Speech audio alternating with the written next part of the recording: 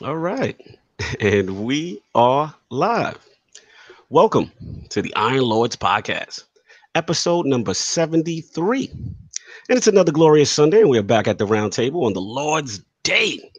I'm very excited about our special guest, so we're going to get right into it. I want to introduce a Lord who, in my opinion, is one of the most positive and refreshing members in our entire gaming community. Although Xbox is his preferred console, this Lord is a true multi-platform gamer, is extremely honest with his console opinions, and ultimately has the OG arcade resume to prove it.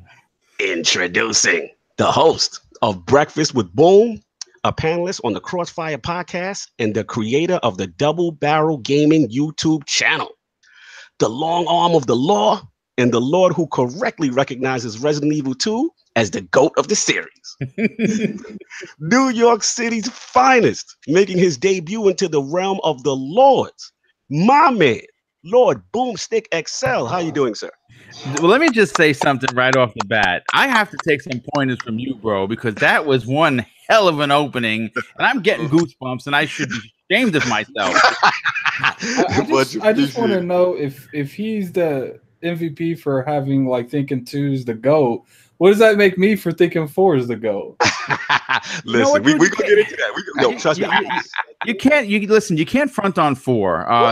The first 4 Resident Evil games. You even throw Code Veronica in there. I'll give people this. 4 is the reason the franchise went in the direction it did. That is correct. But just because 4 ruined the franchise doesn't mean 4 was a bad game. 4 saved the franchise. The franchise was hitting fatigue, so 4. Yeah, I gotta save it. We got intros. But he just said that just because 4 ruined it, 4 wasn't bad.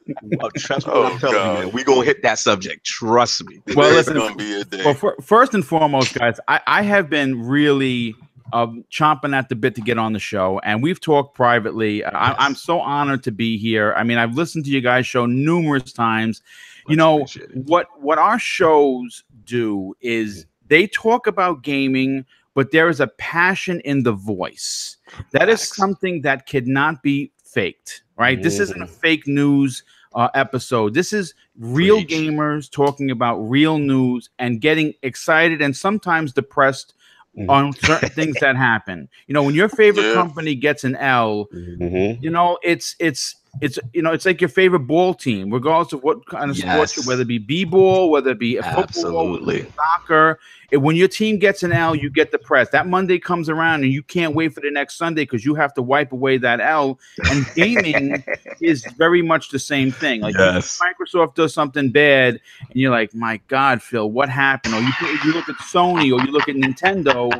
And you get depressed because you want everyone to win. Absolutely. Okay, and I really mean this when I say this. When these companies win, you win. Absolutely. Preach. That's the Lord's work being talked right now. You know what I'm saying? Because you're the gamer, you're the one that's supporting the console or all 3 consoles. So when a good game comes out or a good decision comes out, you're the winner at the end of the day. So again, I'm really excited to be here.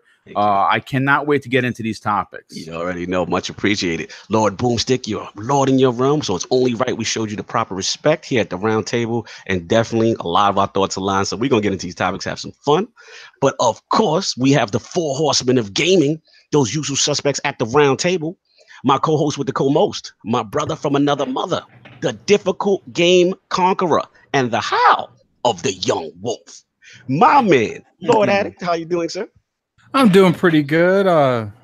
It's nice to be here. Nice to be on the Lord's Day on ILP. Definitely has some good topics. Absolutely, man. Good to see you. Actually, to be honest with you, I don't even know what the topics are. I got you, man. I got you. One of them topics I got from you, the Fable. So we gonna get that one going, Pop. You gonna get that going. No doubt. Glad you made it, man. I know you had a rough week, and everyone just try to send their love and support to my boy Lord Addict. I'm so happy he came through, and like I said, we're gonna have some fun. And of course, we have our most technical gaming lord, the solo gamer who lives for the single player selfish experience, and also the Sostradamus, Mr. Offline Profile Illuminati, and Lord Patreon of the Iron Bank. My man, Lord Sovereign, how you doing, sir? I'm doing all right, man. You know, I might have to be in therapy with you guys, with you Mets fans. Oh yeah. They offer free therapy for us. He got his Yankee blues. Oh my God. It's been a painful weekend, but UFC picked up my spirits last night. Oh my God! It was good. I guess we'll talk about that. We'll talk about it. I don't remember seeing any fight talk last night. King, what happened? Let's go. Get to my intro, and then I will address your concern, sir. So already slipping, King? No, just let's listen. I will address this when it's my turn. Look at that man respecting the other Lord's ability to talk. That's for the fishes. Let's go through the intros. And then we'll come back and we'll come back with Lord Patreon. Right? Yeah, we'll take care of bills. No doubt. And of course, we have the incredible Hulk of this, aka the Excess Gamer. Ooh. The Lord of Combat Sports, who's a man of his convictions, demands nothing less than that premium experience, and is the Get Money Gamer. Ooh. Beloved Lord King, how you doing, sir? I'm doing incredible today. And I gotta say I'm doing incredible today because my boy Addict showed up. Woo! All right, I thought he wasn't gonna be here. I was really depressed because there's a topic I want my mans to go in on with me. But I have a feeling it's Switch related. But no. but this is the funny part. I had a lot of questions for Combat Talk, right? Because it was fights yesterday, and to get me to feel motivated and moved to do a Combat Talk has to be something that is worthy of me taking my time out and express and predict and see and document and do detail coverage of the fight. I didn't see that this weekend. You had Sergey Kovalev versus Player One.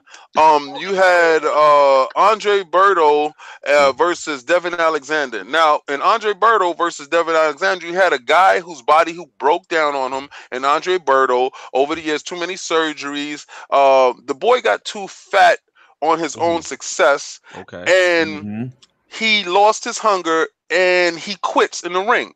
That's not a dog that I can back in a fight, all right? And Devin Alexander was addicted to opioids, all right? So he has a weak constitution, so I can't trust him going into the ring. So you have two potential L's walking into the ring, so if they would have knocked each other out... two burgers. I'd have went with that. But suspect fest. Exactly. But I say this to say, if I had to give a prediction of the fight, I would have definitely took Berto for the simple fact that being that some person was on opioids, that means he doesn't respect his body. That means he doesn't respect his temple. And I believe that he would fatigue out and get stopped later on. He didn't get stopped. It went to a decision. Berto won. Whatever. Sergey Kovalev. Do not like Sergey Kovalev at all. I do not like him as a person. Do I know him personally? No. But what he has exhibited outside of the ring and what he has done to his camp, mainly the minorities that was in his camp that got him to his position, he turned on them. He made references that was racist. So allegedly, he's a racist, right? Allegedly. I don't want to be sued. So this man lost to Andre Ward and never gave him the respect, never reflected on his loss and why he lost and how he lost. So if you never reflect on what went wrong with you, you are doomed to make that same mistake. Absolutely. But it will always come back to your doorstep greater than the last time it left. This time, your man got knocked out. Cold. Cold. It was a destruction sent from the gods. To humble a man, put him into the bushes. So Sergey Kovalev, I want you to enjoy your time in the bushes, sir. I did not feel that none of you people were worthy for Fight Talk, but being that my inbox went crazy yesterday, I had at least 50 DMs by individuals. Shout out to Requeno and Hold on. Other guys. Shout out to Cat Daddy Fastax in the chat, man. Salute, Lord. Like, thanks for that code, for putting it in the chat. Much appreciated, man. He's a huge supporter. Cat Daddy. He's off today. He's off today. So he's watching this. He's appreciate to see him live in the chat, man. Thank you so much, bro. I did not want to take up any time of this, to be honest with you guys. But being that you requested it, and being that Sovereign just got at me, like, what's going on, man? This is where I go to now. You gotta remember, this is where I go to now for my info. So, do you want to jump? I'm King. I'm sorry. Are you good? No, I'm good, and I also know that there was UFC fights last night. I'll get into that. We'll get into that. We'll pay the bills, and then we'll get into Lord. So, of course, like I said, we have the gaming ninja himself, the Shinobi, LordCognito, spreading that realness in the realm of the ILP. Not telling you what you want to hear, but what you need to hear. So, Lord Sov, do you want to jump in now, or you want to kick that bell, the Iron Bank? Yeah, let's do that. Yeah, let's take care of it. Let's go. So, yes, it's that time to salute and bend the knee to all of our Patreon subscribers. Thank you so much, guys. You guys, really, the outpouring from the beginning of this has been great. And Patreon and everybody who's here every Sunday afternoon with us. We've always said this is amazing that you guys take time out of your Sundays to come chill out with us and listen to our foolishness every Sunday. So let's get into our shout outs to all our Patreon subscribers. So let's start off with Lord Whiskey himself, the Lord of all the whiskeys. All the whiskey. He got that. He earned that name at E3. My Lord Fireball. Excuse me. Lord Fireball. Lord Fireball. Shout out to him. Afterwards, the PlayStation Bra. Thank you, sir, for all the support. Oh man, salute him. Yes, it's my dude. Followed by Lord Michael Lugo. Thank you so much, brother. In the chat every Sunday with us. Online with King. Going great. Wall of Bill himself, Lord Bill Stillwell. Thank you, sir. We're going to talk about him when we get to the poll. Oh, I got Followed by Lord Irrelevant Native. Thank you, sir. Yes. Much appreciated, brother. Love Native. All the support. Lord Spoonman. Yeah. Fellow Lord of Iron, hitting that gym hard in the morning. I see them tweets.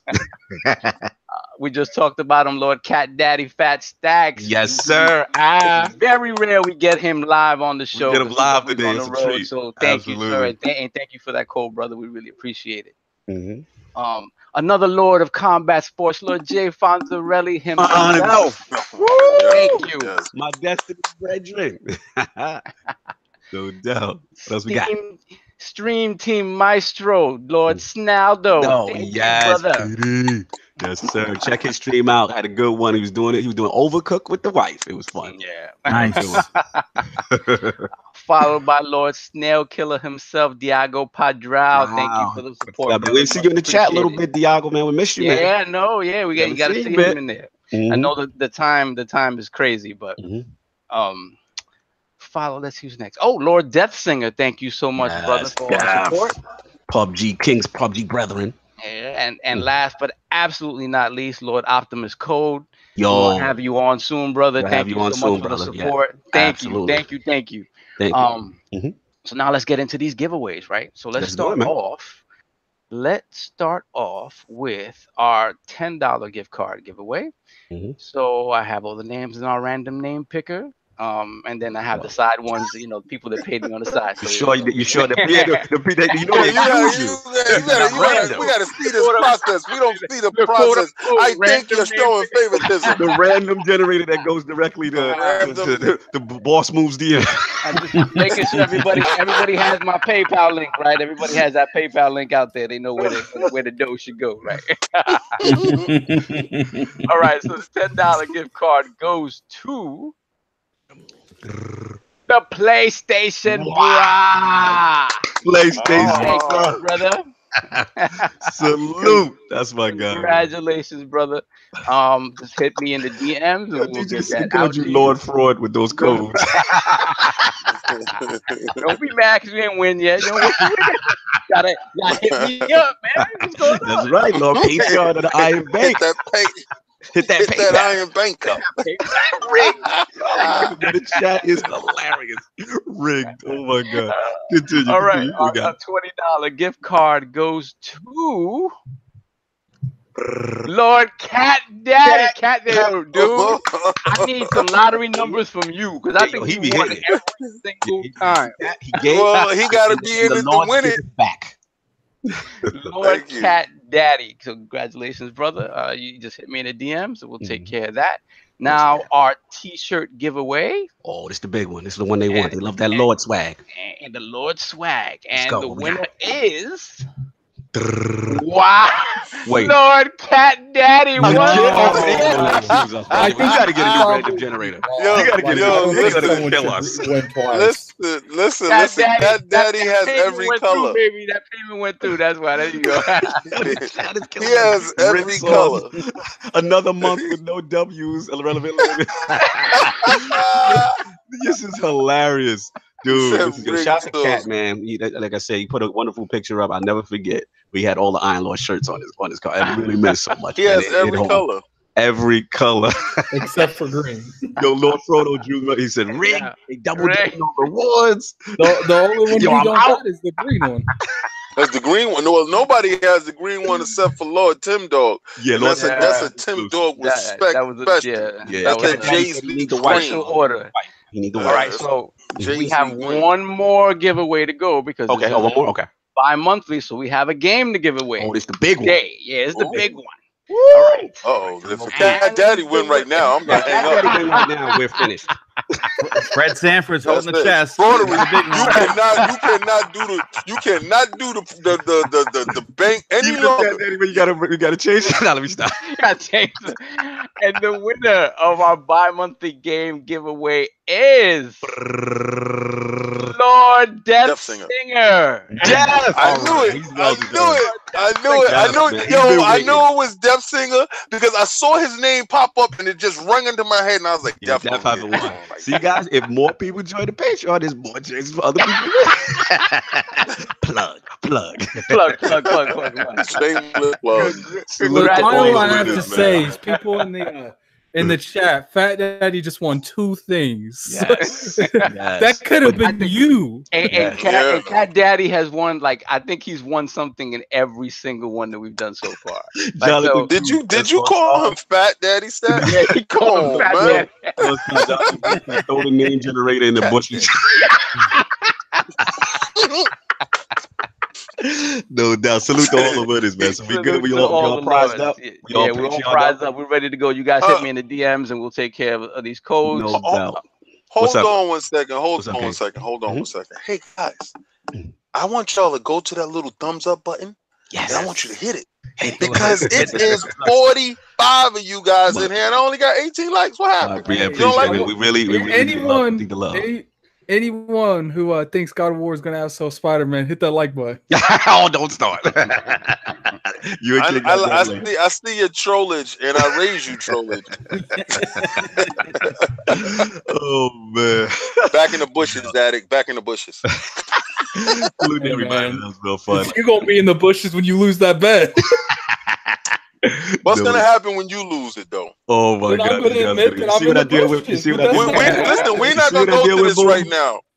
We're not gonna go to this right now. I am happy you're here today. Let's leave it at that. No, real quick, man. Just I know you did combat. I'm literally just gonna do the last 2 fights. I just watched the last 2 from UFC. Fantastic card. Henry Cejudo, new champion, beat DJ very close, razor close.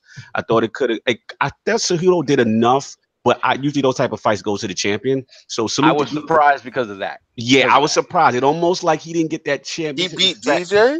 He beat DJ. Yeah, he beat him, man. He had the security takedowns. He's just a bigger strong. He's really too big for that division. Let's keep it real, soft.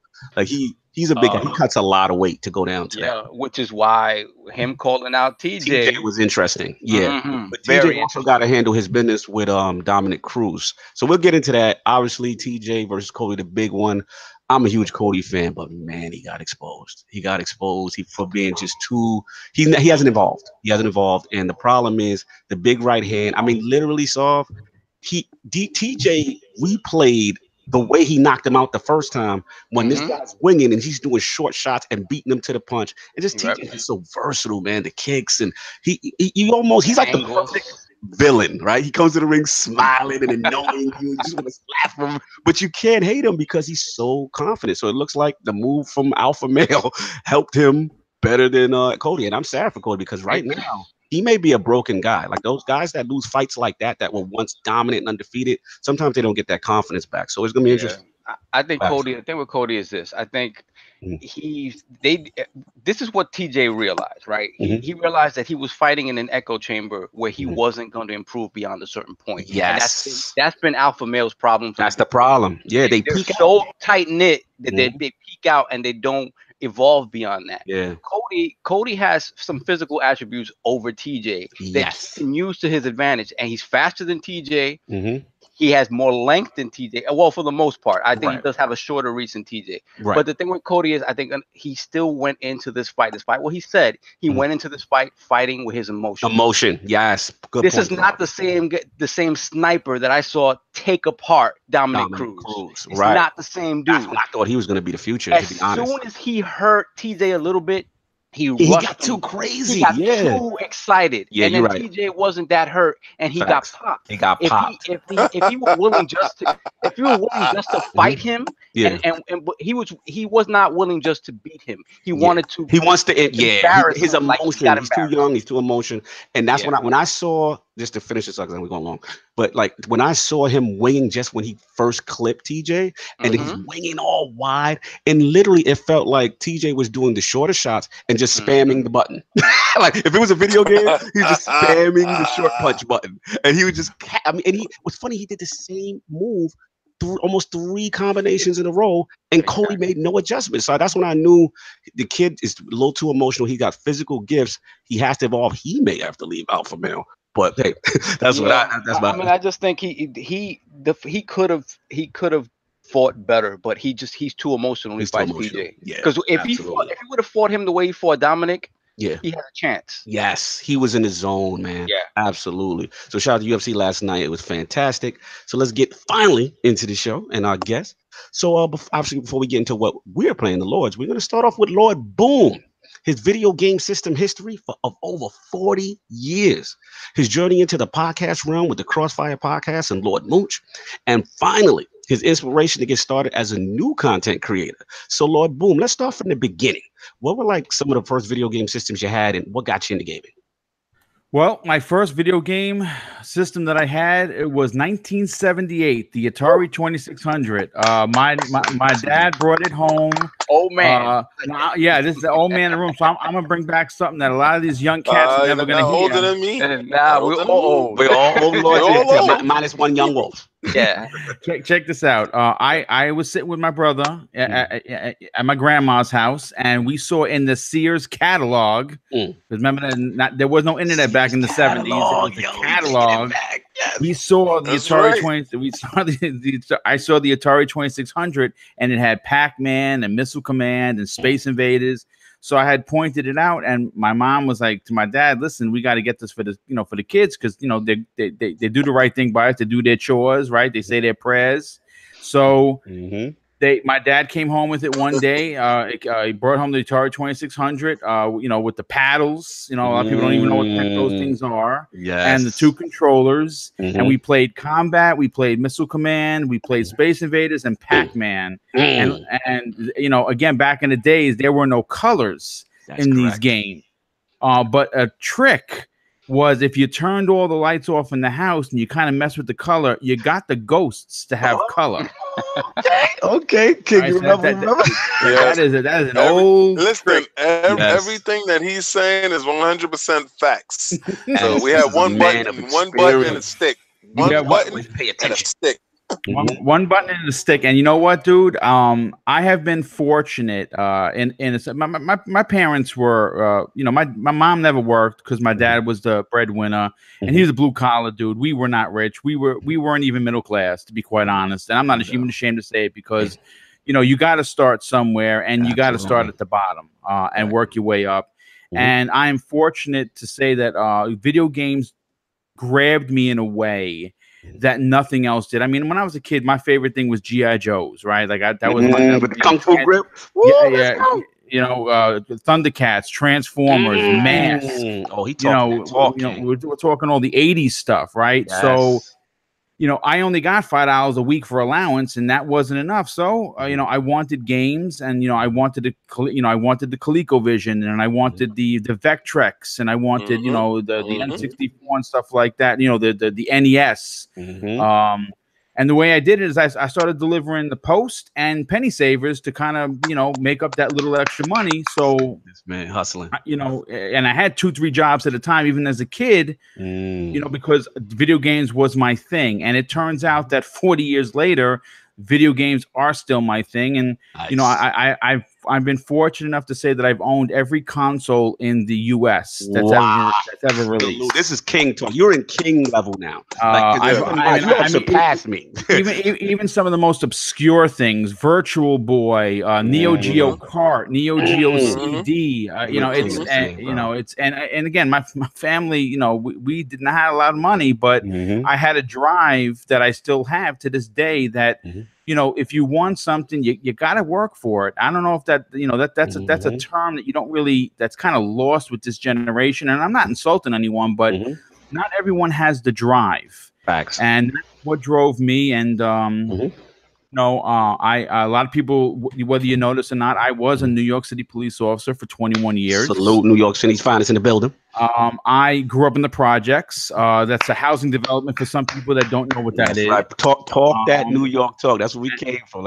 And I was fortunate enough to go back to my same community as a police officer. And for 17 out of those 21 years, I worked with the youth, and it was probably the best career I could have ever asked for because I was in the neighborhood that I used to run around in, and I was hanging out with some of the young and upcoming cats, steering them in the direction of you don't have to be bad to be cool. Bro. That's cool. And I went back to the school I graduated, Columbus High School, and I was a youth. Oh, you went to Columbus? Yes, sir.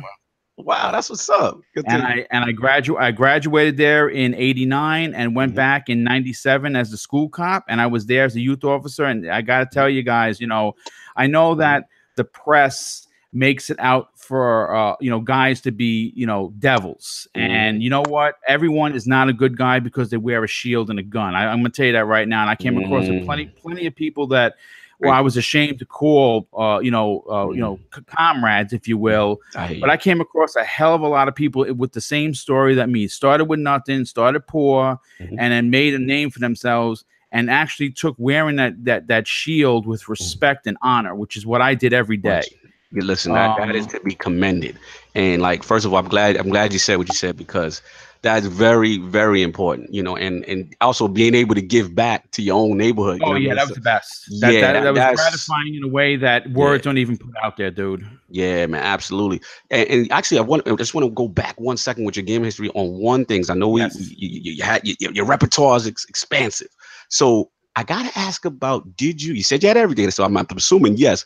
Did you have Coleco? And what was your feeling on the Coleco? Because that was my first system. That was my dad gave that to me. That was the first kind of gaming system I ever touched, and that's how my affection for gaming started. Like, what was any memories with Coleco at all? Yeah, there were two big ones with that one. First and foremost, Donkey Kong was arcade perfect. Yes, perfect. Yes. It was like when I first saw it. Now I'm gonna be honest with you, the controllers. With the telephone, with the hello. They were a little difficult, but I'm gonna tell you this: if you guys remember this now, when Rocky came out for that console, remember? Yes, they had those controls that looked like boxing gloves that you had. And they had the red knob. And I know what you do because I bought that. They had a baseball game. Yes, that was when they kind of like, I would say right after Adam, because I believe they had Coleco. Then they had like the Adam with the Coleco. It was like a PC Coleco combo. Yes, and then I remember they came out with the new control. I had it. It looked like a boxing glove. It was black. It had a red knob on top. It had the numbers smaller. It wasn't the big phone numbers, but it was a small. Oh, he talking that talk. Go ahead. Yeah, and I remember playing Rocky, and you watch the movie as a kid, and you playing the game. You think Rocky, you running around the house with this big boxing glove thing on you. I'm gonna tell my mama, but I might have punched my brother with it. I'm just saying. He said might have, allegedly. I'm not admitting to anything. My thing was when you said Vectrex. See, a lot of people don't understand. That was probably my all-time favorite young childhood system because it was like probably besides the tabletop systems that had like Donkey Kong, Pac-Man, and stuff like that, which was cute, and Popeye. Oh, that Popeye was amazing to me. But that was the first like little portable system. Like I can go to my friend's house and I can take it with me, and I can play Asteroids, Arcade Perfect Asteroids at his house, or what was it? They had Berserk, which was Berserk. Was fantastic. They had Blitz, which was a football game, and what was a lot of people don't know is people say what Vectrex, what it was. Okay, well, really, what it was its own contained TV screen. And the controller used to fold up into it, and the wire used to just plug into the wall, so you could carry it. I mean, listen, as a kid, it's a little heavy. I ain't gonna front. But what made this thing very, very different is that it wasn't color, and you had to put plastic overlay screens to get the color of the games to make it color. And it worked because each game came with the cartridge, which again, people don't even know what the hell that is. Cartridges. What are you talking about? And what's crazy is back in those days, because it was the time where everyone it was actually right at the time when video game imploded, where in 83 the video game industry died. This came out right before that, and a cigarette company made a game. I still have it. It's worth about $800. It's called Clean Sweep, and it's a Pac-Man clone. Wow! And it was made by I think it was a cigar company, because they wanted to kind of get in on the video game craze. Let me tell you, I mean, the one thing I will say about being an older gamer, I mean, no one wants to get old, but I am going to say that having an ideology of where we came from to where we are now it's like magic. Gaming is like magic, and what you see on the screens now, you got to remember there are some young cats starting with the PS4, so they don't understand what dot graphics, and they don't understand what I used to listen. Talk to Addict. Preach to him. Let him learn. You remember Circus Atari with the paddle? Yes. Every time you fell, the guy made that crunching noise, clunk. Like, and you're like, oh my god, I died again. Or kaboom. You know what I'm saying? I mean, look. Like I said, learn your video game history before you get on social media and start spitting some nonsense. Because we all, again, if you started in the PS4 era. I'm not gonna say I don't feel bad for you, because I kind of do. You know, when these indie games come out and they're like, that's just crap. Look at the graphics. Shout out to Digital Tiger. He says, remember Mousetrap. Wow, they say some good classics in the chat. Yeah, I mean, so like I said, it's really interesting to see where we are now. I love gaming as much as any other hobby I've ever done. I've stayed strong with it 40 years. I mean, before becoming a New York City police officer, my career at the time, because I always wanted, since I was a kid, since playing with my G.I. Joes, I wanted to be a good guy. That was my thing.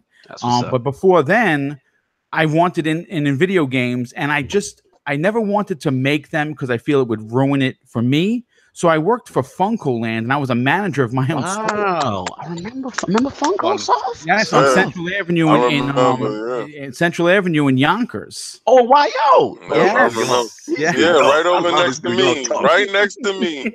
Right next to me. So, you know, that YO New Rock City talk. Yeah, so it was like I said, I never got away from it. I used to be a big importer. That was us. Yeah, that was us. That was us too. You went to Canal and Elizabeth. You went down to Canal and Elizabeth. Penguin Village, all that stuff. You went to Penguin Village. No, but I used to go to his place in Queens where the guy's nickname was Grandfather. We know about that. Yeah, we know that. We know that spot. He know the spot. We traveled the city for games, man. I'm talking about Queens, Brooklyn, man. Mrs. Ping in the bazaar. There was a spot on St. Mark's by the Cube. I think you bet me King, I lost the bet to you stupidly because next to the store was a big cube, and you said, "I bet you I can push it," and I said, "Yeah, you was like, nah, you can't push that cube." I was like, because I see, and I'm like, "Oh, you set me up." This was listen. This is real quick. This is really quick because this is probably the best gotcha story. We walking, and I seen a bum pushing it, and Cognito was talking to me. So I'm looking at the bum push it, and I'm like, "Yo, Cog, I bet you I can push that that square. Yo, the square is crazy big. It is ginormous." Yeah. He's like, "You can't push that." So I go over to it, and I go struggling like you right, and he's like, "Yeah," and I go. And then boom, I was like, "Yo, you set me up." I was like, "Enough." I gave him his little money. I said, "We going to the retro games, though." I had enough of it. Yeah, I used to shop at a place on Linden Boulevard in Queens. Okay. They had the two. They actually two spots, one around each corner. And if you walked a little up, there was a little bazaar there that back in the days they used to get the import games in way before. I mean, I had a PlayStation 1 almost. 6 months. That was Mr. Lee's store, right? That was Mr. Lee's store. That was his partner. Our guy had that store. He had like a chain of them.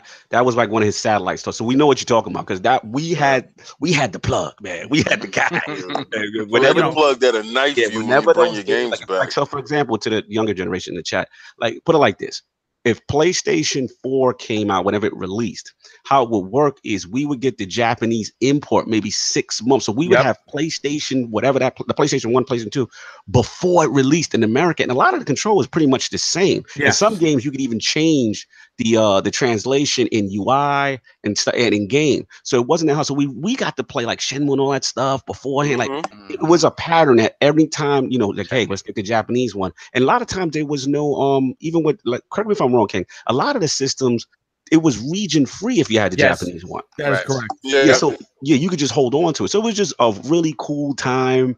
And if you love gaming, you hunted it down. The internet, wasn't big for gaming like that. You waited for your Game Pro. That's right. Your Game Pro, your diehard gamer. That's how you got your news. And a lot of people don't understand it. So you have to really have a passion and remember waiting for the VHS tape for E3. Yes, remember that we used to chip in the $30 for the E3 tape. Yes, sit there and watch the E3's videotape. Listen, we had to wait for it to come in the mail, and when we got it, we ran to the VCR and we top loaded and put it in. And if your joint was broke, you put books on top. Hey guys. I got two. I'll never forget, man. I wind up. I don't know if you guys remember this place, Dragon's Den in Yonkers. The guy Gary used to own the store. I'll never forget. He used to sell those damn E3 tapes for $30. Sure enough, went with my brother. We put our $15 a piece together. Went back to his house, tape, man. And we saw Metal Gear Solid for the first time when him and the chick are firing the gun back to back, and I was like, "Yup, this is it. PlayStation is what it's all about." That's what it's about, man. Two quick questions, and we'll move on from your video game history. Yes. Just specific generations that I don't hear about. I want to know, obviously, if you had them and what you remember from. One was the 8-bit era with Master System. The second, I want to know about the what you call it. I believe it's 16-bit, still kind of. With TurboGrafx 16. Oh, that was my joint, bro.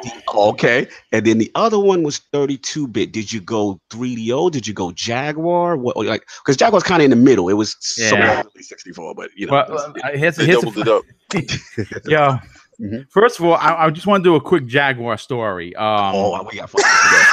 Everybody got a Jaguar. Everybody's got a Jaguar story. This is funny because just imagine this for a second now. Now, back in the days, I worked in a precinct that was in the Bronx, and we didn't have internet. There was no way to. The only way you found out if a game was coming in is you kept calling, and I was that guy. So I had called Dragon's Den, and I'm like, "Hey, listen, I'm calling to see if Aliens versus Predator is in." Yeah, we got it in. Oh my God, could you please hold a copy? All right, well, we closed. I used to go. Yep. Now I was at a detail. Now, what that basically means is, I was working, I was in uniform, and I go over to my sergeant. I'm like, I got a question because I was new. I'm like, can I leave? Can I just pack it in because Aliens vs. Predator just came? You told him that? I sure did. Salute that man. And he looked at me and he said, "Boy, you better get back on your post if you want a job tomorrow."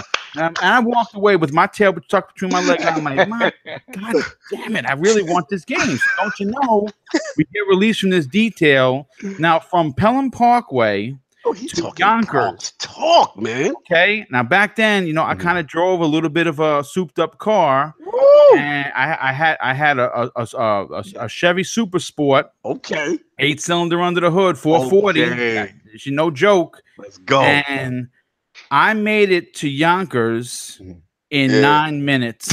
Yo, don't tell me you put the styrofoam on the top. And you like, you did the Starsky and Hutson, just put it up on the top. All I know is I was taking turns like the Dukes of Hazzard. I can only say about that story. And I got there and got my game. And don't you know, that week I called in sick. Yes, you did. That's right. Salute that man. Salute little Boom on that one. That's in regards to TurboGrafx, in regards to 3DO, you know, remember, you got to remember 3DO. That was a $600 system when that joint came out. That was big bucks. That was big bucks. But I had it. I bought it. I played the hell out of Kasumi Ninja. A lot of people don't know what that, you know, I'm really taking it back. And in regards to the TurboGrafx, I had that. But what a lot of people don't remember is still to this day, the best Castlevania ever released. Dracula X. Symphony of the and I had that game, and you know what? Don't you know I still have that damn card? I have it in storage. I almost wish I had my TurboGrafx 16 Express. I missed that. That was the best handheld ever. Best handheld ever. I mean, it was picture perfect. The battery life of a snail. Switch King ain't got nothing on that battery life. Boy. You put 8 batteries in, and 8 batteries came out 1 hour later. Dead. Yeah, that was the time when you kept going back and forth to Radio Shack to buy batteries. Those rechargeable batteries that last a half an hour. No doubt. You know, I remember that. You know, you guys are talking about Castlevania. A lot, like my favorite Castlevania is actually one everyone hates. Like which one? I really, really enjoyed Curse of Darkness. Like really enjoyed it. That's the Nintendo 64 one? I don't remember what it was on, but it had the innocent devils in it, and you had to like groom them and stuff. Like don't worry, don't feel bad. Like that. I'm the same way. Like I do not pretend to be a Castlevania hardcore person. My favorite one, a lot of people hate, is actually 64 because I was just so impressed when you threw the chain. A lot of people hated that game. And the game used to rotate. There's nothing like seeing a skeleton on a motorcycle in a Castlevania game. That made me throw up in my mouth from coming from that Super Nintendo god beautifulfulness when you was in the tunnel and the world was rotating around you. Because I was just so impressed by the graphics doing that and the chain. Wasn't that when Mode 7 and all that came out? Mode 7, that's right. I think the reason I enjoyed that game so much is because it was out of the norm for a Castlevania game. You didn't have that. Way for me. You didn't have that. Oh, you know, Dracula's back. Now I'm a descendant of the last loser that killed him. And so it was like absolutely disgusting. It was like Dracula's dead. I was a Jiro in his army, and now people try to get him back, and I don't want him back. So I'm gonna fight my own people to make sure he don't come back. And what's funny is the innocent devils, they were Dracula's powers. So like you were literally using his own abilities against him. Yeah, man. This is great history, man. Love your video game system history. And very key what you mentioned was, like I said, connecting it to you being in law enforcement. Because back then, like you said, Lord Boom, like it wasn't really cool to be a gamer back in the day. Like you guys don't have any idea how bad I had it at that precinct. I could only imagine. Yeah, I could only imagine. Like you was a giant baby or something. No, listen, let me tell you, you got to remember. See, I'm a kid. I got on when I was 22. Right, I was a young kid, full of piss and vinegar. Right, because you know I don't like bullies. I don't like bullies. And back in the days, that's how they treated you, man. They treated you like dirt. Because you know you don't know whether you were a rat or whatever, and they don't like you guys because we don't know what we're doing, and or you know our things all just hanging out, swinging around all over the place, right? So you know, I remember saying when I took my vacation, like, "Hey, Boom, where you going on your vacation?" I'm not going anywhere. I'm playing Resident Evil 2. Facts. I took a vacation for Resident Evil 2, and don't you know? What's up? that they turned my locker around. Wow. They put some dibs on that. It's crazy. They hazed you at the station. Let me tell you something. It'd have been easier coming out and saying I was a gay man than being a video game player. And what's more crazy than that is nowadays is so mainstream that you just come out and you know what? If you aren't playing games, you are the weirdo. Facts. Isn't it crazy how, like you said, it's changed. It's all cool these now kids that are coming out there. I'm the originator in that priest, and I get no credit for it. Listen, I broke open doors. You opened doors for us. Grew up. Yeah. When we grew up, we changed the narrative. Yes. Like that's the whole thing. Like this is why our movies are good. This is why Transformers is good. This is why G.I. Joe is good. This is why they're gonna make a Thundercats. This is why all those Marvel movies is good. We grew up. We are in control right now. So the fact that we are in control, these systems, you know, that guy that did a motion engine for that PlayStation probably had an Atari 2600 and was sick to his stomach with those graphics and sat there and said, "Not on my watch, not Absolutely. today." You're making a good point. A lot of those guys grew up. Yeah, a lot of those. Because I remember, you know, we used to talk about this. The greatest day in the world is when my generation takes the reins. Oh my God! That's when it all stops. That's when the big crash happens because it's over. Y'all, big crash. Hey, listen, I'm not gonna get into your generation. I'm gonna bash your generation. You realize people in my generation, the majority of the people making these games, right? No, I do not know that, but I do know that we are in charge of you. I guess. We give you direction. We gotta move. But just because. Let's go. Yeah, that was fantastic, man. So pretty much I was going to ask you, then let's get to the podcast YouTube journey. So obviously we'll let you to crossfire with Lord Mooch and those guys, and then branching out to your own channel with Double Barrel Gaming. It was a whim, really. Just a complete whim. I used to be the guy, the media guy, right? I had subscriptions to IGN and Giant Bomb and GameSpot and all these other things, and then something happened in 2013. The Xbox came out, and the media went from reporting it to opinionating it. Yes. And I started to see that the Xbox platform, which was my favorite platform, became the whipping boy, and for a lot of good reasons. You take nothing away from Microsoft effed up. You cannot deny they're in third place, for a reason. I started to see that the media wasn't reporting the news that I wanted. So I heard from several people, and crazy enough, my nephew, 9, my godchild, 10, YouTube. And I'm like, what is this YouTube thing that everyone keeps talking about? I'm like the old man in the room. That's me. I'm like, oh, YouTube. So I typed in video games, and a whole bunch of sites came out. And the first one that popped up was Crossfire. So I was like, well, let me take a look at this. So I started listening to that, and I'm like, okay, there's some guys I don't really care for, but there's some guys I do like. Mooch specifically is responsible for where I'm at, and I give him all the credit for that because I DM'd him, and I said, hey, listen, any chance that you have community members on your show? And he said, yeah, it's something that we do. Would you like to come on? And in June 2017, I got my shot, and I came on, and I was nervous. And if you listen to me, I'm speaking the same way I was speaking there, but I didn't have as much confidence behind the mic because obviously I'm new. The podcast scenario takes time to build. Yes, it certainly does. And what shout out to Cat Daddy. He said this dude, Lord Boom, has just earned a new sub with the segment before. Oh, dude, I appreciate that. Thank you. I lost 4 in the last 6 hours prior to doing the show. I don't understand how that happened. I actually did a tweet. I'm like, does being a good guy piss off people? I don't know. I don't know. I thought being an a-hole did, but whatever. What are you gonna do? So you got your shot.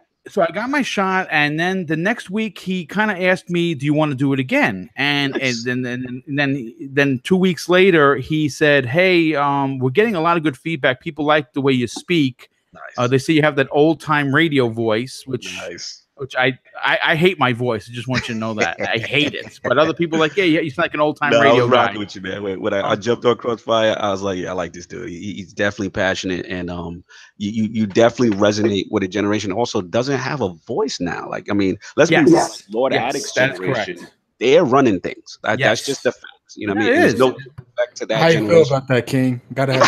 Oh my God. But y'all gotta do something. Listen, we're called OGs for a reason. You know what I'm saying? And you got to remember, I remember coming back. I remember coming onto the department. I'm like, look at all these old dinosaurs. You know what I'm saying? That's how we was when we was young. And don't you know that when I was getting ready to get out, I had kids calling me old dinosaur, and I'm like, you motherfucker. You know what I'm saying? Like, and I look back and I was like, all I did is smiles. I'm like, you know what? You are right for that kid, because I said the same thing about the other old dinosaurs. Yeah, we did. You know what I'm saying? So it's a cycle. But he gave me my shot. I did I did a few episodes, and then I became a regular. And then Mel from Coffee Casuals and Consoles asked me on as a guest. I came on once, and she got an outpour of like subs and messages. So she asked me to be a regular. So I did that. And then after doing it for a few months, I'm like, I'm really enjoying this. Nice. But I kind of want to do my own thing, because I wanted to, exactly what you said. I want to talk about what we did back in the days, but still be relevant, which is why I have 2 live shows. Nice. The Friday one is current news, and really the whole ideology behind the Friday show wasn't just for me. Okay. I try to get as many new guests on as I can, because I want to promote people the same way I was promoted. So it's my way of giving back and paying it forward. And the Tuesday show, which is the Boom's Pop-Up Podcast, it varies in subjects. But like, for instance, this week's show is going to be 2007, a year in gaming, the greatest year in gaming. Wow. And and we're gonna talk about all the titles that came out, because that is still revered as one of the best years in gaming history for all 3 systems. Absolutely. So I like talking about the old stuff, and then I just really liked the responsibility of doing my own work, doing my own research, doing my own show, but at the same time promoting others. That's really what it came down to. Well, Dallo, we appreciate what you're doing, man. Very, very positive stuff in the community. I try to get a chance when I can, because actually I work nights, so when I come in the morning, I actually could catch Breakfast with Boom, because I'm off work now. I appreciate that. Yeah, man, really good show. I believe you had was it Microbox and a couple other guys that I know. Yeah, and I was just like, wow, that was cool to see. Great topics, good stuff. Much respect there. So we're gonna ask this. We ask this to every guest. So basically, Lord Boom, what's your top 5 games or franchises of all time? Well, that's actually super easy, to be completely honest. Okay, you go first. Resident 2, number 1. Woo! That's Resident 3, number 2. Wow, because Nemesis is probably the best. That's when they expanded on him. Yeah, best characters. Castlevania Symphony of the Night, number 3. Yes. Strong PlayStation title. Final Fantasy 7, which I beat, by the way, in Japanese the first time on my import, and then re-beat it again in English. Import? You started to figure out all that text how to do the summon. You started printing out those game facts. Oh, the game facts, FAQs and game facts. Like that must have been like 300 pages. Oh my god, my mother was mad as hell because she had to go out and buy ink. Yep, Sovereign put me on the game facts, and that's how I beat it. Yes. guys FAQs. People don't need people that's the difference between your generation and my generation. Apparently, it's okay to use game facts in this generation. You guys watch a video when someone else talks about it. Yeah, don't even go there, because I actually told somebody go watch the video on how to get the whisper and then come back to me. So your generation has it at the. Well, I mean, to be fair, King, like. We've always had it. We had Game Genie, we had Game Facts, and we got YouTube now. What you said at it? I used to call the Sega hotline. Oh my god! Oh yeah, remember that? They used to send me a packet worth of like tips and tricks. My mom was like, "What the hell is Sega sending you? Like manuscripts?" Like that's the how Nintendo I used to get my hotline. Call the Nintendo operator. You cost your father and your mama $20 per call. To get that Zelda hint. I can't get through this wall. How do I do it? How do I do it? Because it was the bomb, and you're good. All I'm saying is I beat all the Final Fantasies without that shit. So. Oh my god, that's nice. No, yeah, so in English. I don't see you playing nothing in Japanese. It's not my fault you wanted to damage yourself like that. Yeah, we couldn't wait, dude. It's hard to wait. I understand right now that he's talking that talk, and we are all bonding with him, and you are alien in this situation. And I feel like I understand that. This is good because he gets to understand his perspective. Yeah. Like Addict don't understand he's this like, craziness that we talk about. Why would you do that to yourself? I want the easy way. No, brother. We sat there and said, "What is he saying?" Like you know how right now you play that game and you don't use like your little magic spells or whatever. Yo, we didn't know that magic spells was there. No. Listen to me. We didn't know magic spells was there because we couldn't read Japanese. We couldn't figure it out. Did you realize the first time I tripped up Knights of the Round, I was like, "Oh, what the hell? What just happened?" Exactly. No doubt. So let's recap. Let's go. You said let's go. And Resident Evil 3, Resident Evil 2, Symphony of Night. Yep. Final Fantasy 7. What's the fifth? And my fifth one, Ninja Gaiden Black, okay. which I beat on hard. OPS by the way. Nuts. So what difficulties you beat that on? Who, me? What difficulty did you beat that on? Who, me? Shots fired. Who, me? Yeah, I didn't even beat it. I didn't even beat it. Look at Addict. I didn't even beat it. Did you play Vectrex? Shut up. I mean, it's whatever. I'm talking about here now. Go sit down. I'm just curious how you on the podcast. Did you have a turbo graphics? Did you have a turbo graphics? Listen, if your gaming history starts at a cube, please sit down and be quiet.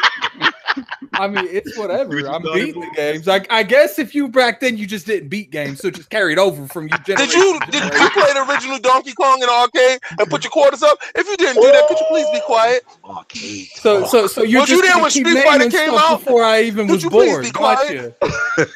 Did you beat anything this year? Can you please be quiet?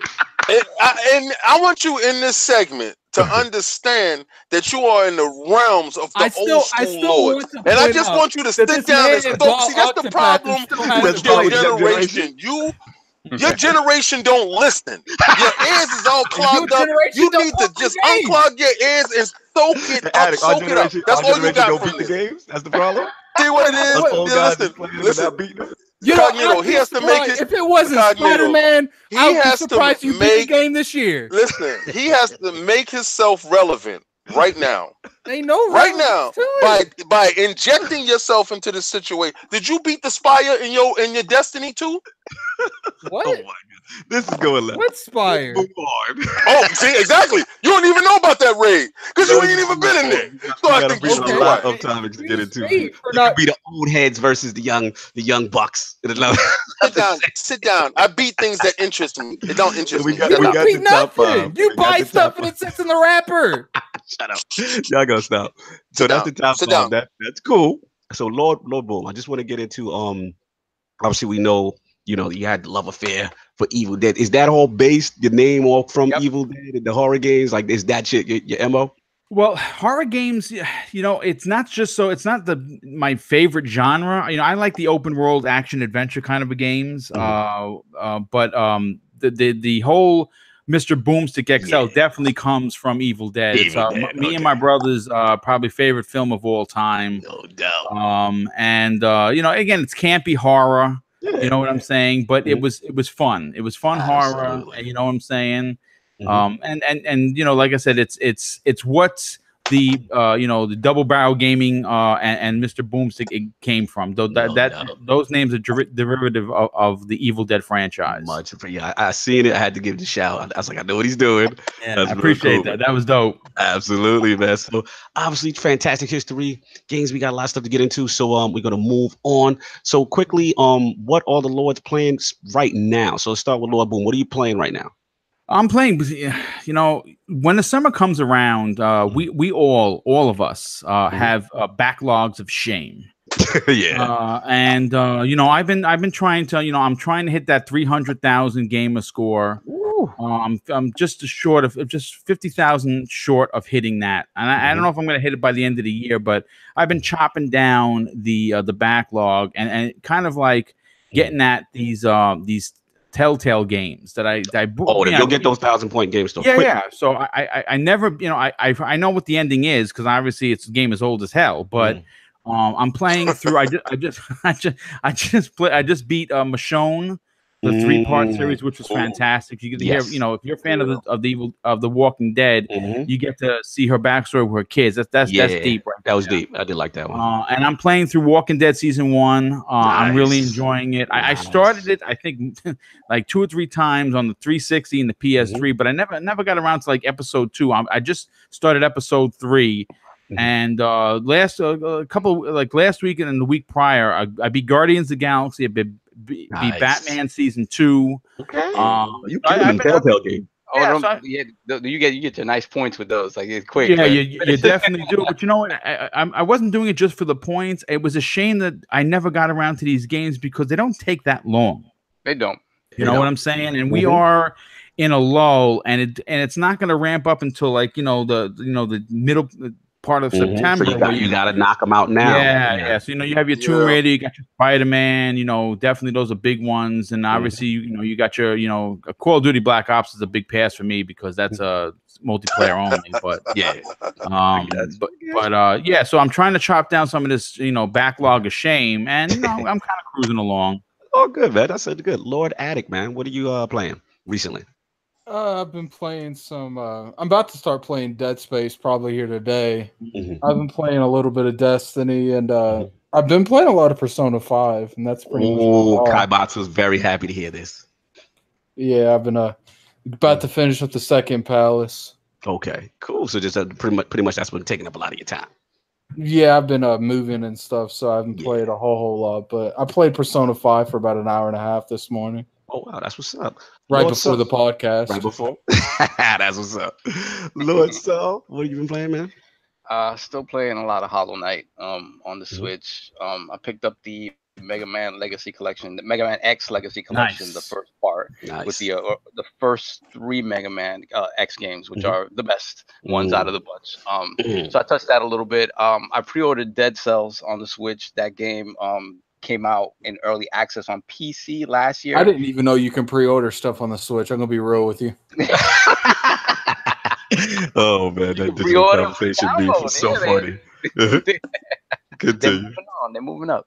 So I got that pre-ordered for next week. That is like a Metroidvania / roguelike that got a lot of positive buzz when it went into early access last year. So it's 1.0 as of Tuesday, and that's for the PC, PS4, I believe. I don't know if it's coming to Xbox immediately, and Switch, so it'll be officially out. No doubt. And then what else? And you won't believe me, but I was what? I was quietly on the Xbox trying to finish Curse of Osiris. What?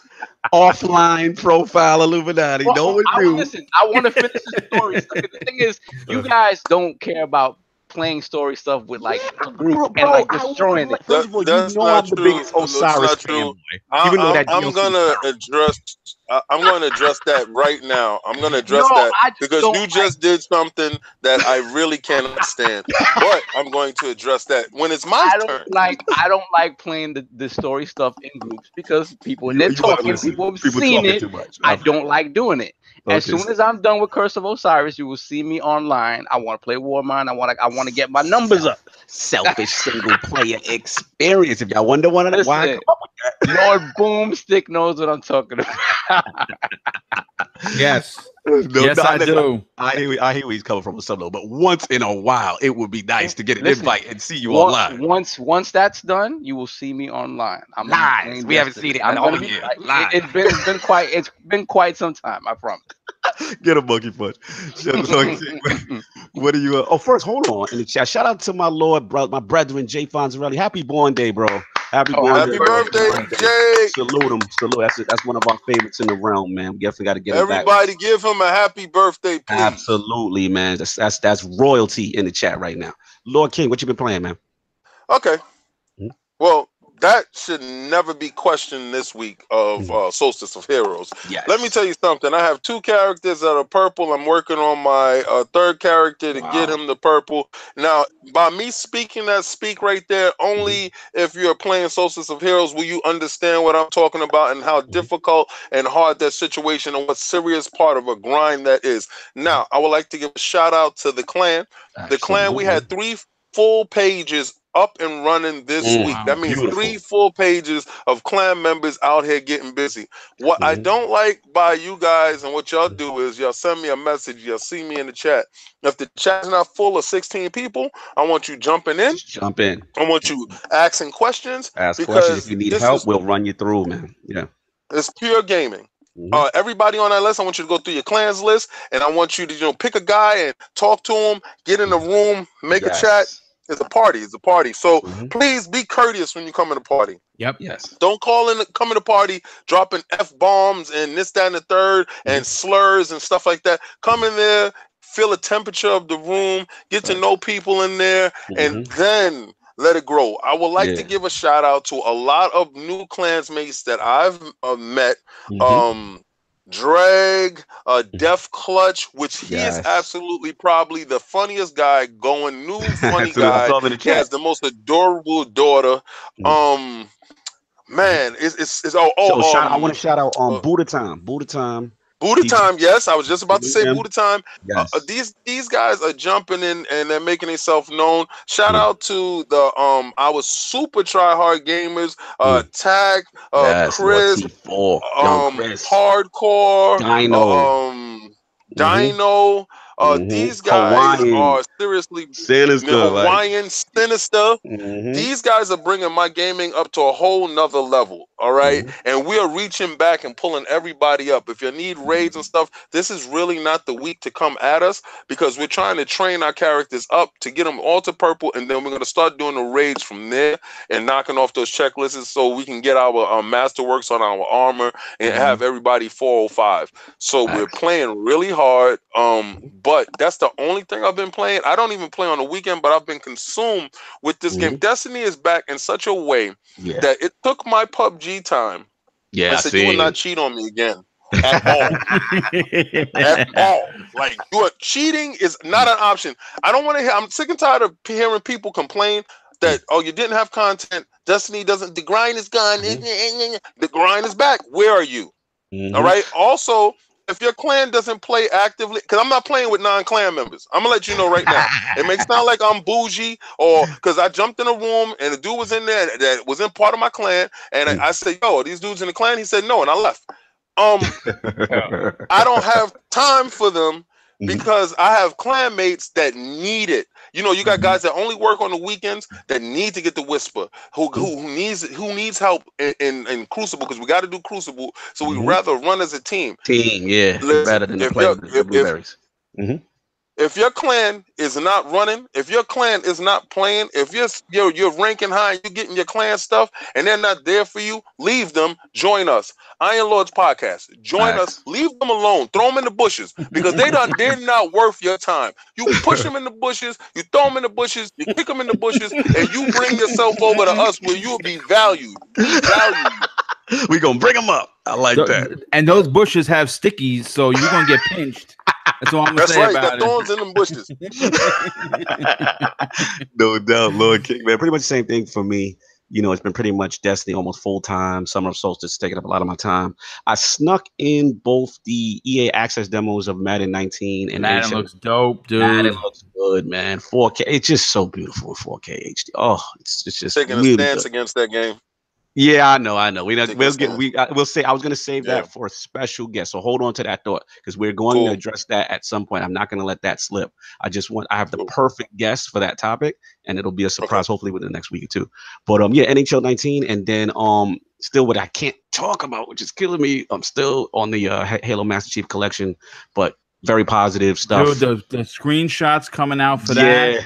Oh my goodness! If they, I'm in the third round. I'm waiting for. I'm at the top level. I'm in the third round for that. I cannot wait to be to check that out. Fantastic from what so far. So more to disclose as the weeks go on. But let's get into the poll. Last week's poll results are in, and the people have spoken to the question: with the rumors of a second Xbox Scarlet Cloud SKU being discovered, how confident are you that Microsoft can resolve the latency issues generally associated with cloud gaming? The winner at 55% in a fairly competitive three-way ILP poll was yes, Microsoft is on the right track with Scarlet Cloud. Coming in at second at 23%, and it was the no, not confident in Scarlet Cloud over traditional consoles group. And coming in at a razor close third place at 22% was the I don't care, Microsoft power of the cloud is equal to Skynet. That's a good one. I like that. That's a good one. To all who participated in last week's poll, but I want to first shout out a huge friend to the realm and a man of respect, the Great Wall himself, Lord Bill Stillwell from the Xbox platform and backward compatibility team, who had a very cryptic 3-word response on Twitter to our poll. And all he said was, "I'm pretty confident," which was that was very surprising to me. And me and Lord Attic had this discussion offline as well as Sov. And it was just one of those things that, like, wow, and the reason why I say it, because obviously Lord Bill's a friend to the realm, and we know his role at Microsoft. He has to deal with backward compatibility, so if anybody might have some insight, he would be the guy. So to see him come out strongly, with that, response, what do you think, Lord Saw? What do you think, Lord Attic, like in reference to what maybe he has seen already? Listen, that's all it took for me to be like, yep, they're on the right track. Like I said last week. That's all it took for me. Like I said last week, I don't see them making a hard push into this unless they figured something out. Right. It doesn't make sense to come out with the same tech that we've been seeing for years. Mm-hmm. So I'm just excited to see what that is. To see what it is. Yeah, I really am. Lord Boom, what do you feel about this the poll, the whole latency thing, and our good friend Lord Bill Stillwell? Well, let me just say this: Microsoft, we have seen from 2013 to just before E3 2018, a Microsoft on the ropes. Yes. Okay. Now, and I'm saying this is not to insult anyone's plastic box, but you have to admit that there is a changing of the guards in regards to confidence. Yes. With Microsoft and Sony, because you see, since E3 2018, Microsoft has been coming out like the bully. Right? Loves this talk, by the way. Dropping lots of information, lots of SKUs, lots of secret information, hiring at this company, buying this company, word we may see another one or two companies being bought up and announced at Gamescom. These are all the hot ticket information that we've been getting from the Microsoft camp. Whereas Sony has had really kind of been, they kind of fumbled a few times, you know what I'm saying? And now we're first and goal on their one. Okay? Because you had the crossplay incident, right? That's kind of still hanging out there. A lot of negative press behind that. Right? Then you have all of these, these fumbles with, with press and, mistakes that you don't see Sony making. So when you see Microsoft saying, yeah, we have our traditional box underneath your TV, so don't sweat it, old school gamers. But if, let's say, for instance, you're that old school gamer, listen, let's call a spade, guys. There are a lot of people that own multiple Xboxes. Yes. Right? Because, you know, you may have one in your den, you may have one upstairs, you may have one for your son or your daughter, right? Game share 101, right? Yep. One in the living room, one in the bedroom. Absolutely. So what's wrong with them? The stream being the second. There you go. And if it's going to be and if it's going to be $100 or $150, I guarantee that you will be going out to buy that. But I got one even better. What did Phil Spencer say he wanted to do? He wanted an Xbox in every mofo's house. Yes. And when you're telling people that we can stream 4K visuals to your TV for $150, people will be that is the magic price point that would get someone, the casual gamer, that will get the PlayStation 4 gamer to say, wait a second, for $100, $150, I can get a new Xbox and be playing what? I'm gonna check this out. And that's how they're gonna get that box, that small little box, in everyone's house. And just to double down on what you said, because we kind of talked about this last ILP, and I want to shout out the Xbox 2 Rand and Just Going, fantastic show.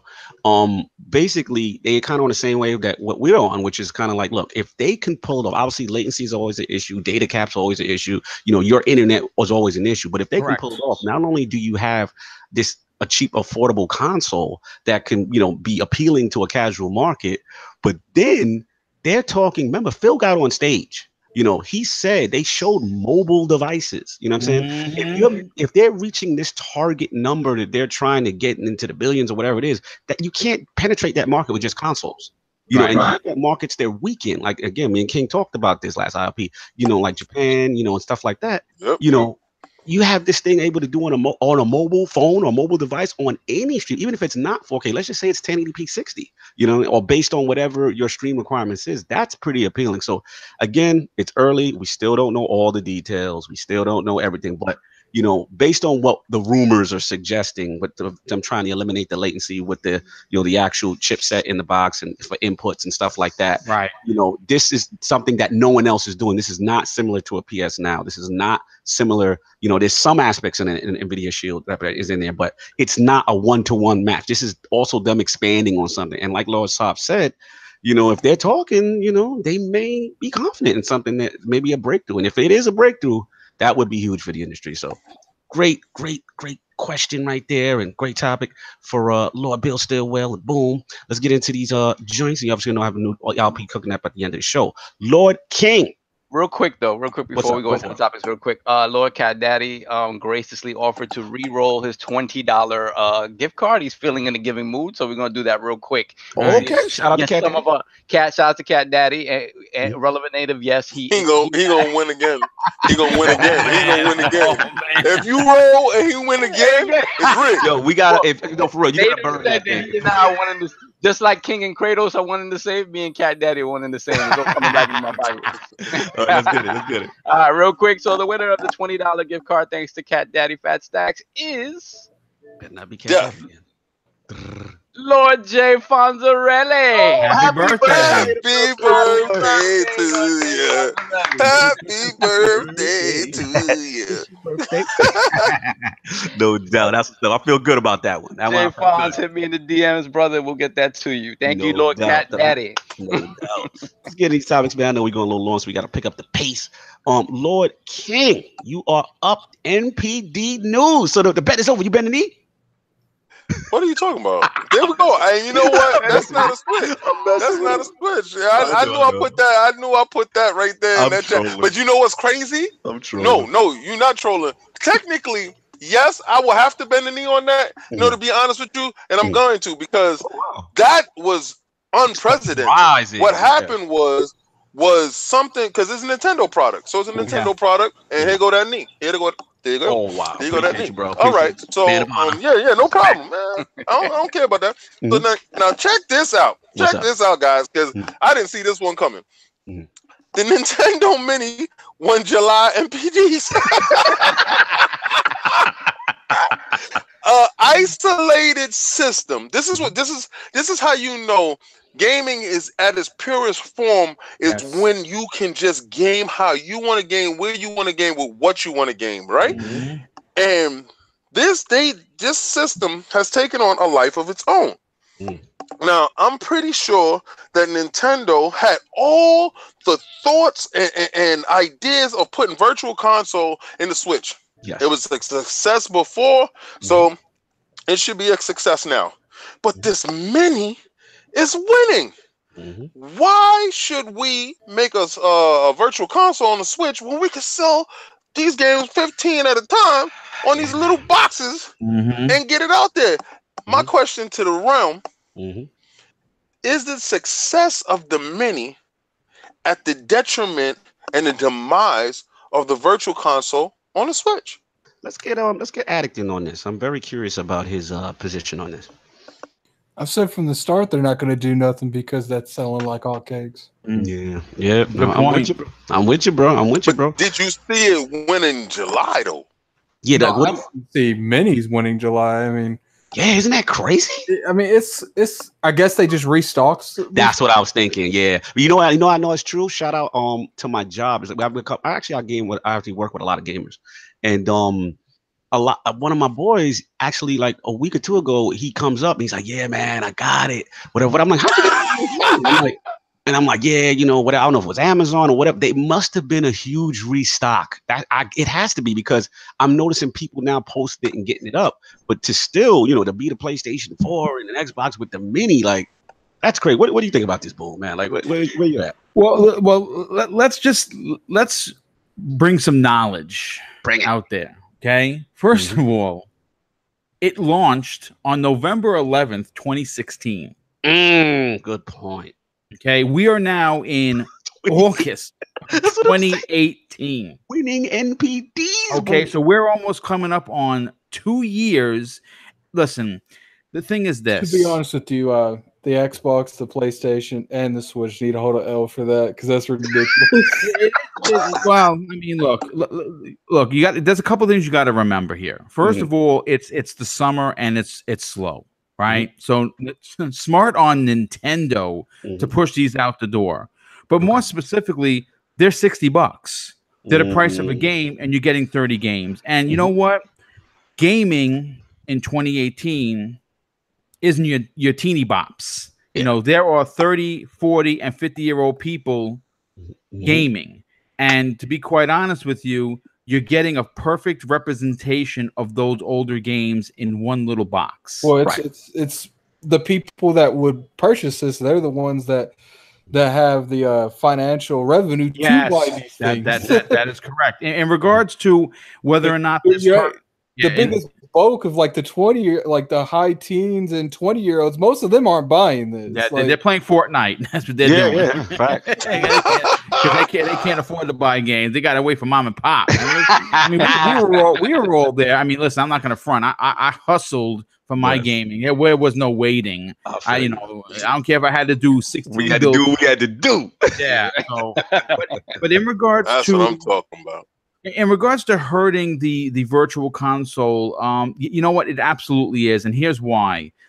We know that we have the NES Mini and the Super NES Mini, and we know, and it's already facts out there. And I did a story on my channel months and months ago about how in the trademarks, the N64 Mini was trademarked. So we're going to get an N64. We're getting that, yeah. We're definitely getting an N64. And we're going to get a GameCube one because that was rumored as well. No doubt about it. In fact, GameCube. I'll buy the N64 one and the GameCube one. Yeah, probably N64 is probably one of my favorites. They're coming for your dollars. And I'm going to buy the Switch Mini. Oh my God. I'll tell you like that, when they do the N64 Mini, if there's some way, and I know this is cutting into Sob's rant later, I mean, if there's some way to can get them wrestling games, I don't know if the license issues, because in my life, you'd love to see WrestleMania 2000 in there. Oh yeah, absolutely. Right there. No mercy, all that good stuff. Absolutely. But the reason why, you got to look at it from two ways. Yes, it's hurting it, but at the same time, Do you want to be the cat like me that buys Super Mario World for the 17th time? You know what? I'm just saying, because we all did that. You know what I'm saying? Because they don't transfer the licenses. So the Wii, the Wii U, you know, the Game Boy this, Game Boy that, you're buying these games one after another. I actually don't mind the minis having like a little collection of games. You just plug it in and you go. You play it for a week, you put it away, and then when you get nostalgia bug, you put it out and you play it again. So don't be surprised that once they're done releasing these minis, because you know there are only so many Nintendo consoles, there you're going to see an NES Mini 2 with these 30 games that weren't on the first one. Yeah, I can. You know what I'm saying? I can see that happening. And you know what? I'm such a boob that I will be going and buying those things, every one of them. Nintendo milking the public. Let me jump in, man. Yeah, they hustling. Listen, at the end of the day, just in reference to the actual NPD part, I just want to talk about that a little bit, and then I'll go into the mini. Yeah, I mean, the industry is just so healthy right now. Just seeing what's going on, and like with the mini just being a surprise. PlayStation 4, let's not forget, they still won in dollar sales. They still won in revenue. You know what I mean? So we got to give props to them on that. And even though everyone's like, oh, Xbox losing and Xbox is they're double. They nearly double for the month as far as hardware sales. So again, it's like me and King always say, we use a music reference, right? Where it's like, PlayStation is Drake right now. You know what I'm saying? They go platinum every, album, but you got Xbox going gold and still doing better than the 360 era in financially. So there's a misconception out there because they're not winning the NPDs that all of a sudden, it means that the system is a failure, right? And that you see that rhetoric. And as far as the mini, which is to King's question, which is like, yeah, I gave up, man. I can see the King's right. I just think it's one of those things. As bad as I want Virtual Console on the Switch, there's no way I can see it coming. I mean, these mini consoles are so dominant sales-wise. They have no incentive to do it. They have no. What's going to happen is, I guarantee you, when the GameCube comes out, the mini GameCube, that's when they'll start doing the Switch. Yeah, they got to rock out this whole cycle. You know what I'm saying? And I think that's what it is. It's just a moneymaker, and my only personal hope. And I think that mindset's hurting them overall right now. Like, yes, people have said that. It's like the 3DS thing. It's like, look, if I understand that's a huge market, but like you're trying to grow the Switch market. That's one of the reasons the Wii U failed, is because they were focusing too much. They were focused too much on the 3DS. They built, and I'm like, I get it. It's a big, it's a big thing that you've built. It's a huge brand, but you are sacrificing the brand you're trying to build to maintain to maintain the older one. No, and I get it. And here's the thing: we all know Nintendo beats to their own drum. And one thing, with the Wii being, what's funny is the other consoles, they will on occasional bend to like the social media aspect. Yeah. But Nintendo ain't having case, they do what they don't care. We don't care. At the end of the day, it's hard to fault them. Again, just if you look at it not as a gamer, if you look at it as pure business, it's hard to fault them to stop. The 3DS market is still huge, right? It's still selling. See, I don't even. The winning NPD, you know what I mean? Like, there is no incentive. It's the best way to spotlight their stuff. I don't think we would have gotten Virtual Console in the same way that we have in the past, just because if you look at everything that Virtual Console encompassed in the past, it wasn't just their stuff. It was TurboGrafx. Yes. It was that's why I'm pissed, because I got back into Nintendo, and like I'm a huge Shinobi fan, and I saw it was on Wii, so I'm like, oh, this is definitely coming to Switch. Now I can't get anything. My big issue with them right now is I feel like, okay, Pokemon, like I want them to use their handheld like they did with like the N64, to where it complemented the N64. Right, it did. Right. It complemented the Wii. Yes, it complemented the GameCube, but they don't. It's like its own entity now. Yes, correct. And that's one of the issues they're having. Like, what they need to go now is, because they're both portable, they need to have like Pokemon, like the colors, like they've been doing. That's instead of having both of them on the 3DS or both of them on the Switch, split them up. One's on the Switch, one's on the 3DS, and they can cross play and play against each other. I know that Lord Old School style. I don't stock in any gaming company, so NPDs don't mean anything to me. Just enjoying playing on whatever system. I feel you, Lord Old School style. I mean, just to finish my point, I think it's just one of those things that my last hope for any type of Virtual Console is when they launch this online service in September. Yes. You know, and we know they're going to offer some free games. I just hope it ain't just ice climbing and that's it. I think they will. I think that's one of the reasons that we haven't seen them put that in the market is because they want to use it as like that. Get this, and you like if you want my honest opinion, all they would have to do to keep a lot of people happy is put a bunch of those in like a service like Game Pass. But instead of Game Pass being its own entity with like price point, it's just like you subscribe to our online on the Switch, you get access to all these. Listen, you know how many people would fly to that service, even because everybody's upset with it because of the voice chat situation, but people would fly to it for something like that. So. Yep, they sure would. Interesting to see, man. Ken, you got anything else on your topic before we move on?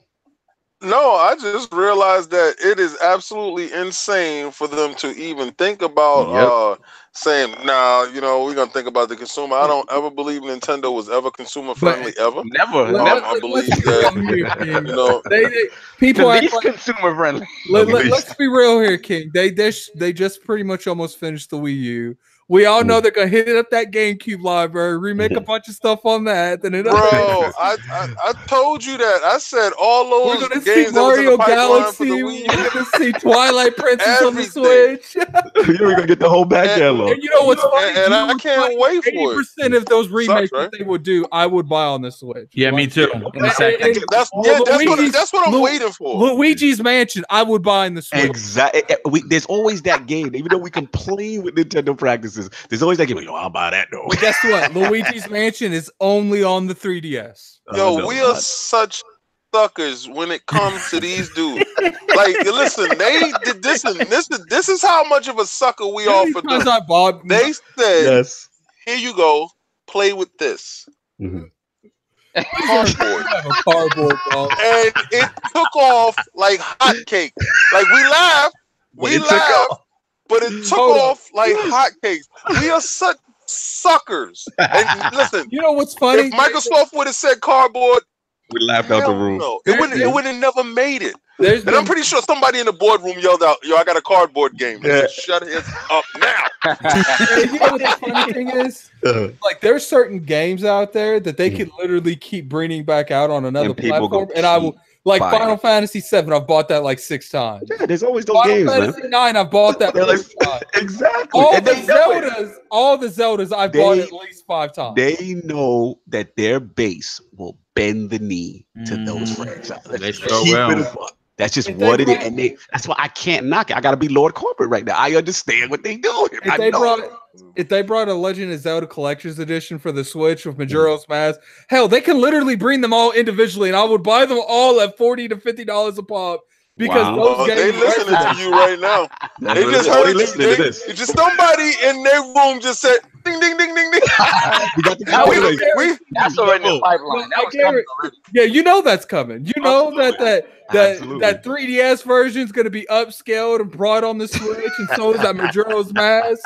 And look at it from the perspective when those games came out on the 3DS, they were huge. They sold really well. Yeah. The moment they come on the Switch, that's one of the reasons the GameCube did well when it first came out the door, because it came with the Legend of Zelda Collector's Edition. Yeah, and people, if you look on eBay right now, that game with the case is for like $100. Yeah. Real quick in the chat before we move on. Face 23BKNY just tells us that power really doesn't mean anything. And Victor Allison has a question for Solve. Red Dragon put out a video with a question asking why hasn't Xbox One NPD in almost 2 years. Do we really want to tackle that?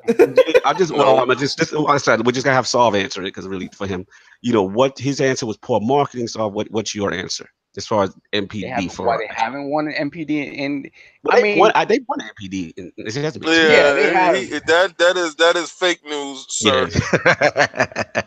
Do they need to fix their marketing? Yeah, I said this last week. They need to. Whenever the next consoles come out, they have to be very clear about their messaging, especially. They gotta have good communication. Scarlet Cloud, absolutely. Yeah. Like if they don't, it's tough because. You're not gonna get the casual person understanding what you're trying to sell. And I just actually watched that video not too long ago, like an hour ago, when I was driving back. Yeah. When it comes to that particular, like, I have to agree with Red Dragon. It's not a coincidence that when the S came out, that's when Forza Horizon 3 and all that started dropping gears. Yeah. It's not a coincidence. The S helped, but it was those bomb games that dropped every month for exclusive sell, brother. But it is, yeah, absolutely. Yeah, because shout out to Master Shake. Multi-plats keep people on the platform, but exclusives get people to buy the platform. They hold their weight, man. They hold their weight. Yes, last comment from the chat on this topic. Irrelevant Native, he said, can we get a new Patreon tier that would make Lord King play those Nintendo cardboard Labo games? All of them. He just said all of them, right? Yo, listen, I thought you was my friend. Notice he said finish. I thought you was my friend. I thought you was my friend. Listen, I ain't paying Attic no mind. Attic got the time in the world to sit there and play one game until his eyeballs bleed. That's his business. But you can play. Listen. I'm buying multiple games. Okay. Listen, I got stuff I want to see and stuff I want to play. Please leave me alone. Man, but still in the wrapper. Yo, and on that note, exactly. No. Time out. I gotta address this man. I gotta address this man for one reason. Why is my gaming habits affecting you? It's affecting me mentally, man. I feel like, I'm a little uneasy, like I'm going to turn into a werewolf or something. Oh, my God. Took it care of. Let's eat Addict's issues. So he's up next. Addict, man, what you got? Your favorite franchise. What's going on, man? Well, I mean, there was a website that came up randomly. Let's go, baby. Let's go. It's been debunked already, but like I kind of shout out to Lord Sam. Put it out there, man. TICGamesNetwork.com. Let's go. But like I feel like maybe someone like I still think it's still legit because like here's the thing, like the way that first off it was called Reaver. Okay, let me just explain. Give us the history because us non-Fable, my non-Fable self needs to be educated. A website was leaked and it read Reaver Industries. That's the exact name of a character that was in Fable 2 called the Hero of Skill. He was a hero of skill. He's one of the main characters. Okay. He was pretty much like that. The dude that didn't care. Like in Fable 3, he was trying to get you to sign off on child labor and in Fable 3, Reaver Industries was like the underlying like corporate like monopoly in the whole world that was like controlling everything, and they like they had like slave labor, child labor, like all kinds of grimy stuff. Oh my God. The whole point of Fable 3 is like you try to overthrow this deity. Okay. So when you get all these people to help you do it, but the plot twist of the game is at the end of Fable 3, you had to make decisions as the king if you were going to abide to what you promised these people throughout the whole game. And one of them, and so it was pretty much going like a courtroom. Like on the left was the person that you promised, and on the right was Reaver. And one of them was they enslave our children. They do this, they do that, and what's funny is like they'll come at you, and then Reaver will come pretty much on the side. He'll be like, "Okay, man, I know what he said. Look how much money we gonna lose if they do it." Like this dicey businessman cohort to try to influence you, like. And I'm not gonna lie, there was child labor in my game. There was. Hold on, no, you had the children making Nikes. There was a lot more, man. There was a lot more work. There was a lot more. He had them in the sweatshop making Nikes. What's going on? But anyway, so what happened is he had his own logo. This website was brought up that said Reaver Industries. It had the logo that was it was the exact logo. Now it does look like it was different, but I would go around that. Walmart's logo hasn't looked the same in 10 years. Right. People change their logos. It's still the same, but it's reimagined as the same logo. Like for instance, our logo, we've had the same logo, but we put different. The design's been different. So that Native, he's stupid. He said it all makes sense now. Attic hates Nintendo because he hates kids because of family. But anyway, look, man, when Reaver came up to me and was like, 200 billion if you don't make these kids do your work, I was like, here, have mine. Oh my God. Oh, wow. No remorse. No remorse. Wow. He said it makes sense now. But the website was part of it.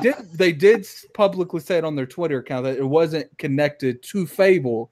But I'm like, look, if you have a company called Reaver Industries, you have a logo that is first off on the website. It said open to the public in 2020, which is what we assume the next Xbox. Yes. Yep.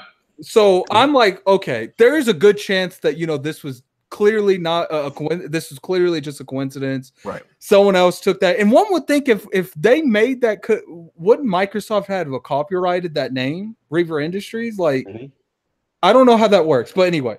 But when you put it from that perspective, you can take it as it's just a complete coincidence, has nothing to do with Microsoft, or you could go to the direction, well, someone accidentally launched it and didn't realize they launched it, and because it's just too many similarities. Listen, Attic, I know you are the conspiracy theorist at the table, but I have to kind of feel where you're going, because it's almost too coincident a rumor.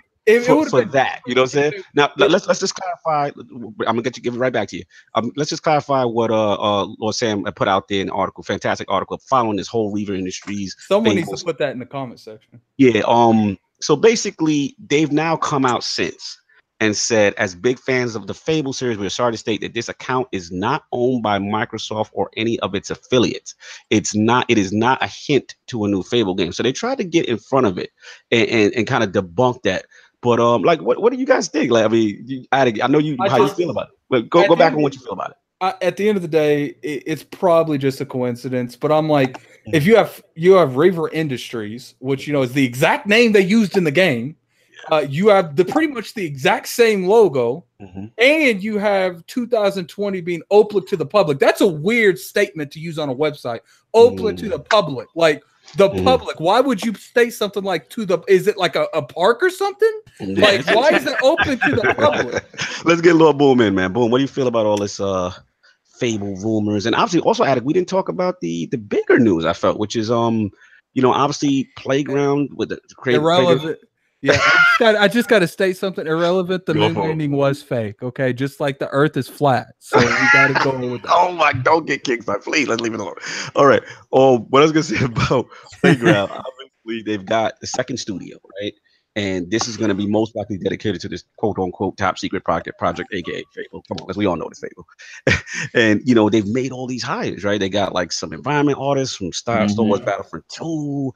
They got some also environment artists from various BioWare games, script writers from Batman Arkham. They got animators, Devil May Cry and Hellblade. Like, this is like an all-star hiring group. So Lord Boom, what do you feel about the rumors, and then also Playground Games in general? With Fable doubling down.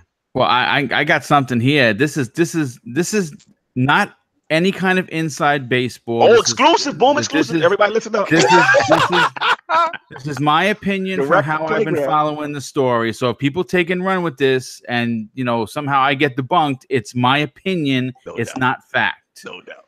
Okay.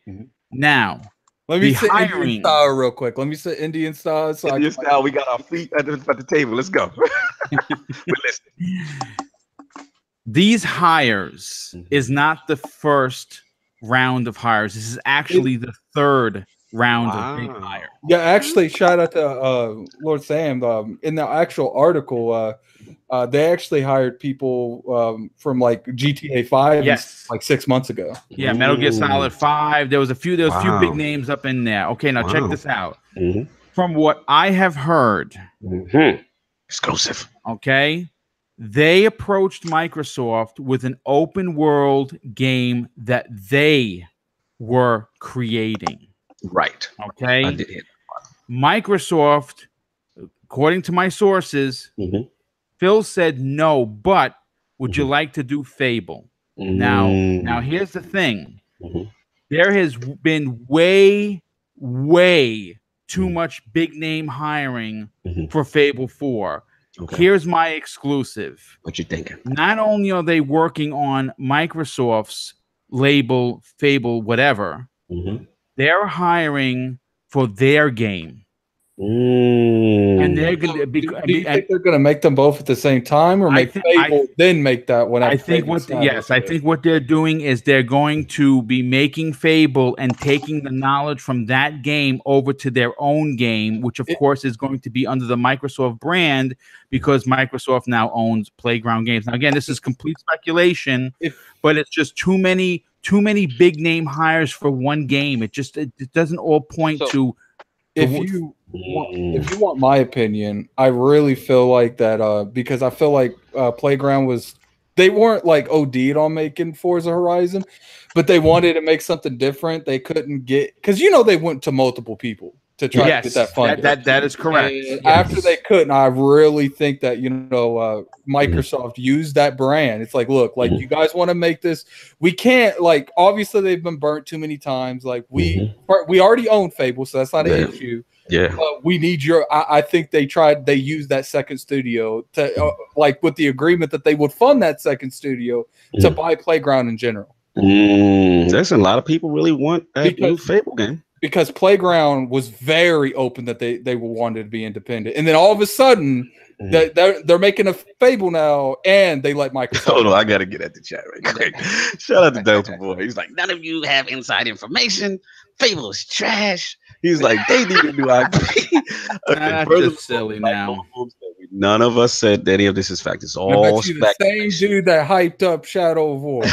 Secondly, Lord, Shadow of the Colossal. Whatever. Listen, what's up, Fable? If Fable is not a franchise you like, that's fine. All we're saying is that if these rumors are true, that if there's a second franchise, maybe that could be the franchise for you if you don't like Fable. So that's what we got. Right. I mean, listen again. When you see a studio hire a couple of big name guys to be lead producer, lead art, artist, lead graphics guy, whatever, however you want to put it, you're like, okay, they're working on a big game.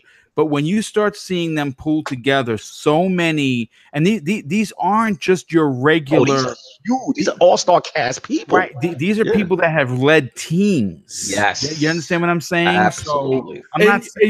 You know what I want to bring up real quick too? Sure. Like all the shine is on the second. Let's be right here. This second company, this second studio for Playground's getting all this the spotlight. It's looking like it's going to be like their go-to for RPG, and we still have no idea what Initiative is making. And that is literally the studio that was designed. That's the quadruple A.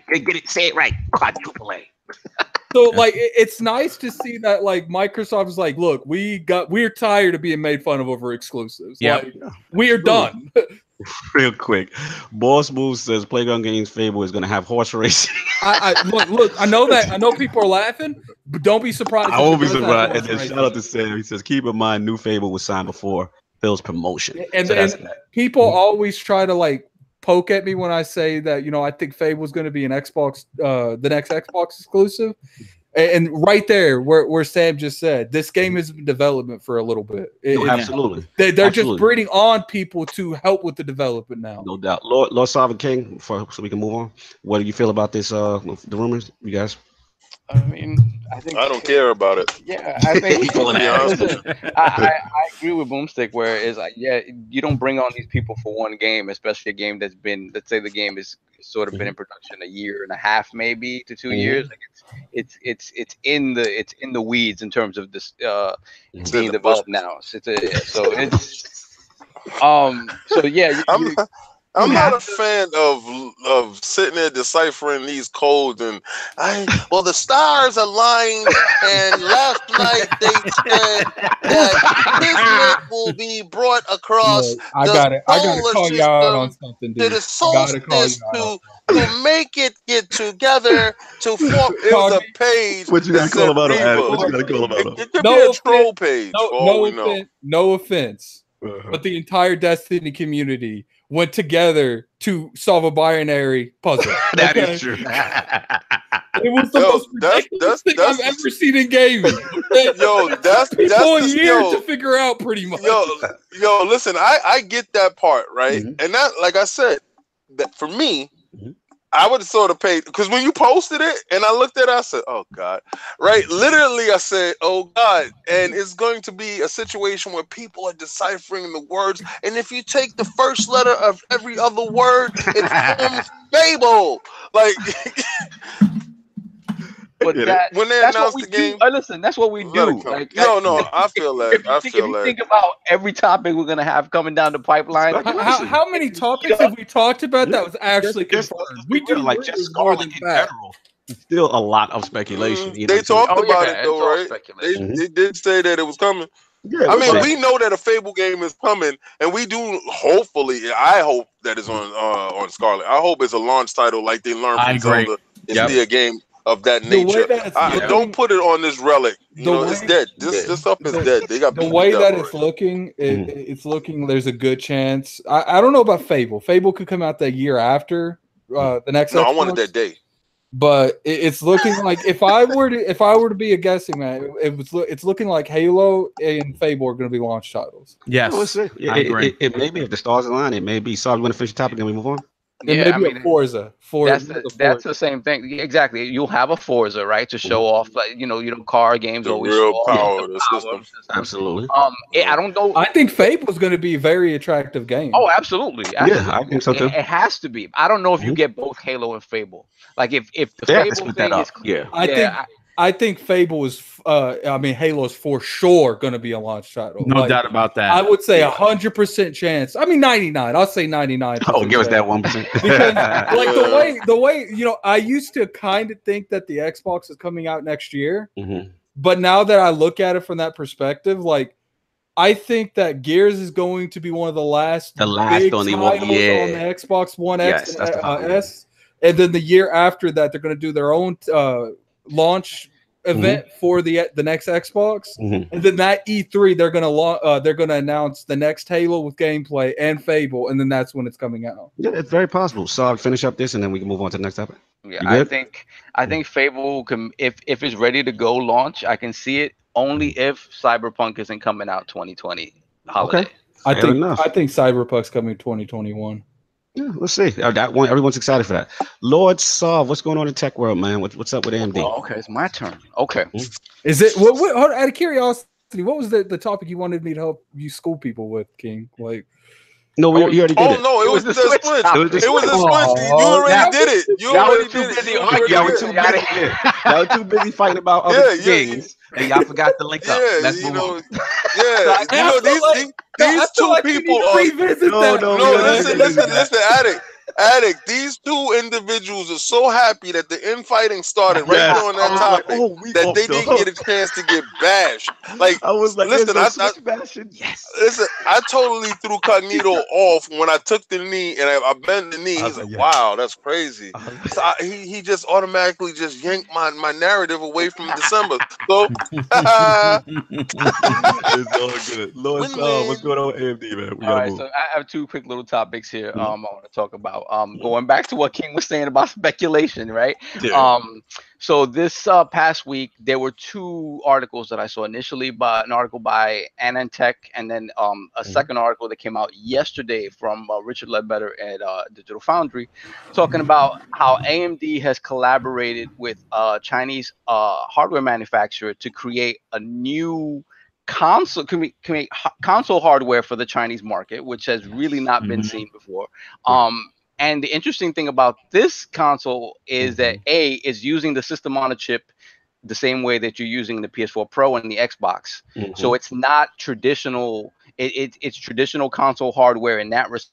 But this same system on a chip is being used in PC hardware in China, which is very interesting because we haven't seen anything like that, and it could pave the way for smaller form factor, semi-powerful PCs in the future. Now, and the other interesting thing about this that goes to us speculating about the next consoles coming down the pipeline is that this is the first system on a chip that has been produced with Ryzen in it. Which is what we was hoping for Scorpio. Exactly. When we speculated a lot before Scorpio came out that they were going to use Ryzen on their system on a chip, and instead what they did was they souped up their Polaris cores, and thus we still have a CPU bottleneck. Right. So this is interesting because it's the first system on a chip we've seen with Ryzen on it. And from what they've talked about with the breakdown of this system on a chip is very close in power to what a PS4 Pro gives you. The difference is that it achieves it achieves that power in a different way than the PS4 Pro does. Okay. Because here they bump up the CPU, which is what people want to see. How that's our frames right there. The bump in the CPU gonna help the bottleneck, right? Right. So it has less RAM, right? So it's different. It's lower than the PS4 Pro in certain aspects, but the CPU prop up is what pushes it to that level. So one thing that Richard Ledbetter said, which is very interesting, is he said the CPU, like we've talked about, the CPU is the key. Is the key. Absolutely. If you can get a 3 gigahertz CPU in console hardware, you're essentially guaranteeing yourself 60 frames per second gameplay. Absolutely. So it's a matter of cost effectiveness, right? No doubt. Let me ask you this question, because obviously you are a technical lawyer, but my thing was like ultimately how like you said, like I just want to know like how is this going to affect next generation consoles? We know PS5 is coming, we know Xbox 2 or whatever name they're going to call it is coming, and my main issue basically is cost effectiveness, right? Right. And like you said, 60 frames, because as powerful as the score is, right? We all know that that the CPU is the only holdback, right? The GPU, fantastic, but the CPU is the only holdback, and that's why, you know, they get clowned a little bit, like, okay, what happened to 4K 60 uncompromised on everything? You know what I mean? And it's not there on every title. So what you're saying, my question back to you, Saab, is like, what you're saying, do you think with this custom SOC of AMD, do you think that Microsoft or Sony is going to expound upon that? Also, do you think like, or maybe just use it itself, and just from a price cutting, like, does this affect like 2020 is when we most likely expect these new consoles, right? So like, does that affect that line that's coming soon? Like, how do you feel in relation to the next gen consoles? Well, I think it guarantees that we at least see some form of Ryzen on these system on the chips for the next one. So that guarantees that. It guarantees that. Yes. I think both console makers are going to blow these specs out of the water. Yes. If you look at now, the question is, in terms of the CPU, since everything is on one chip, can we get to that point? Yeah, of course. Switch 2.0, baby. Yeah. Woo, excited? You excited? Take my money, Nintendo. Nintendo has always underpowered, underdelivered. I don't have my God, but I'm rolling my eyes right now. But wait a minute, Saab, though. We gotta correct. What about the tech? Because doesn't these guys have the relationship with NVIDIA or something like that? Well, Sony, so I mean the Switch. The Switch, yeah, I mean, if they're gonna do a Switch 2.0, unless they're working with somebody else on some sort of small form factor tech, then the expectation is that it would be some form of the Tegra 2.0, Tegra 2. Gotcha. So I don't unless they're doing something secretive and they're not working with NVIDIA anymore. Another interesting thing is that if you think about the moves that Microsoft is making recently with NVIDIA themselves, like the new API that's going to focus a lot on the God, what the heck is it? The ray tracing stuff. The ray tracing. That's in conjunction with NVIDIA, right? So it's kind of up in the air. I mean, maybe not, but for me, it's kind of up in the air who they go with for their next console, because this is so integrated into this. Now, mind you, AMD does have their own solution for this, and AMD have been the ones willing to build these custom chips, right? So it's going to be interesting to see what these chips look like, but I think this gives us at least a baseline to start speculating about what we're going to see.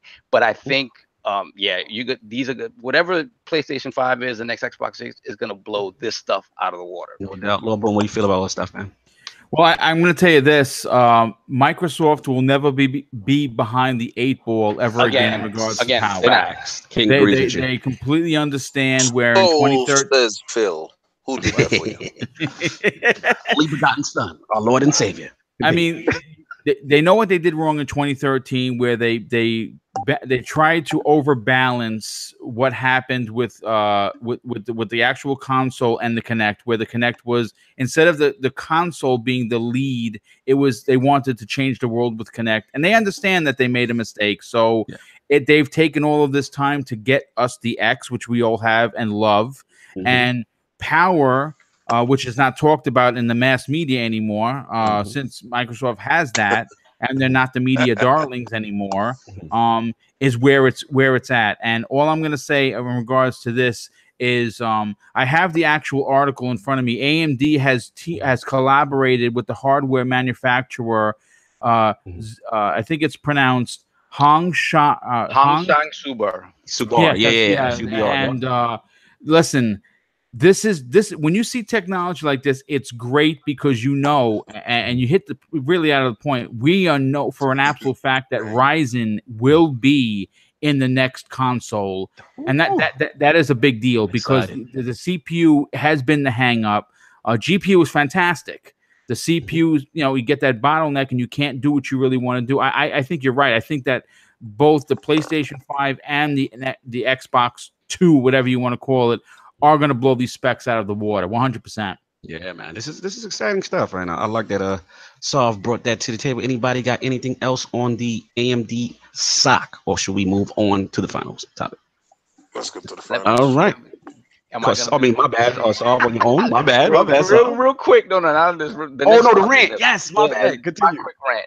So, because I thought Attic wasn't going to be here, so I had a double topic. So real quick, Def Jam has been hinting at the possible return of a Def Jam fighting game since June. In June, they put like a silhouette on a PlayStation cover saying, "Who would you like on the cover of a new Def Jam fighting game?"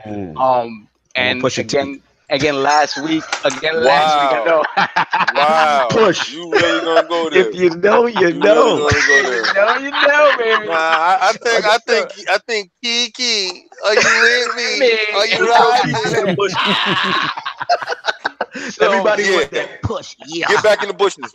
Get back in the bushes, T. So last week they kind of hinted at, like, what city would you like it set in? It's like, wait a minute, are they really doing this? Like, really? And at the same time, I was excited. I was excited, and at the same time, like, completely shut down because I think Kid Smooth said it best, and I totally agree. I would not put it past them to make some mobile thing with this, right? That's one thing. That's thing that's disheartening. Secondly, if it doesn't have that Aki engine in it, I'm not touching it. Exactly.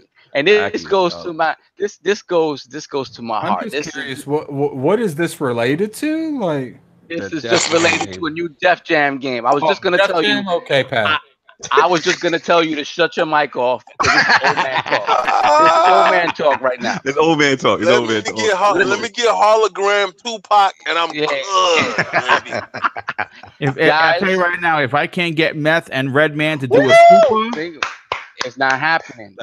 This goes back to this engine. This Aki wrestling / fighting game engine. Mm-hmm. This is the stuff of legend. Yeah, this engine to this day has not been surpassed in bringing the feeling of pro wrestling to life. Yep. I don't care what these 2K games are doing. Mercy. WCW versus NWO World Tour. WrestleMania. Oh my God, man. The GOATs. Revenge. These games, what they do, that to me is still witchcraft under the hood, because those games, it was just you didn't know what was happening, right? You could be good at the game, right? And if you're fighting someone until they got blackmouth though. Yeah, that wasn't Aki. They gave that. I know what you meant. We hated that one. That was the one on GameCube. Yeah, that was Ukes. Remember, they tried to mimic the Aki engine, but it didn't work. It didn't work. Yeah, they came out with blackmouth. Yeah, the blackmouth. Characters open their mouth, they would be like hollow souls, and we call it. You guys have to really understand. You guys in the chat who were not around, didn't play these games, you have to understand what these games are. And honestly, guys, like, there's no game that we went bonkers for more as a group. Yes. Well, actually, one Halo. Halo's the one when we did the system link, television, 4 TVs. Like, we bought televisions that nobody owned. Like, we all pitched in for 2 televisions. And they folded. I folded wrestling for them, though. I folded. Yeah, well, Halo folded everything. I mean, Halo was. Yeah, but I folded it with Goldberg. I folded wrestling. Well, no, that's what you folded that. We got tired of that. But we went out this game. They didn't want to play wrestling with me no more after I got the Goldberg. That was the SmackDown, the PlayStation game wrestling. This is the thing, though, and that goes to my point. Those games, right? Those PlayStation SmackDown versus Raw, they don't hold the candle to these N64 games, and it's because of the gameplay. That engine.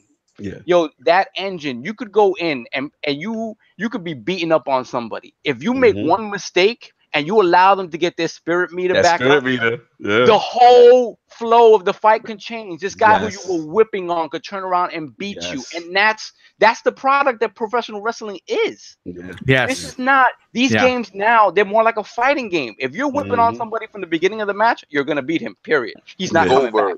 Yeah, that's the start of the King era where we hated them games. He was dominating. That's when I came through. That's when I came through with my knapsack. Goldberg. You versus bro.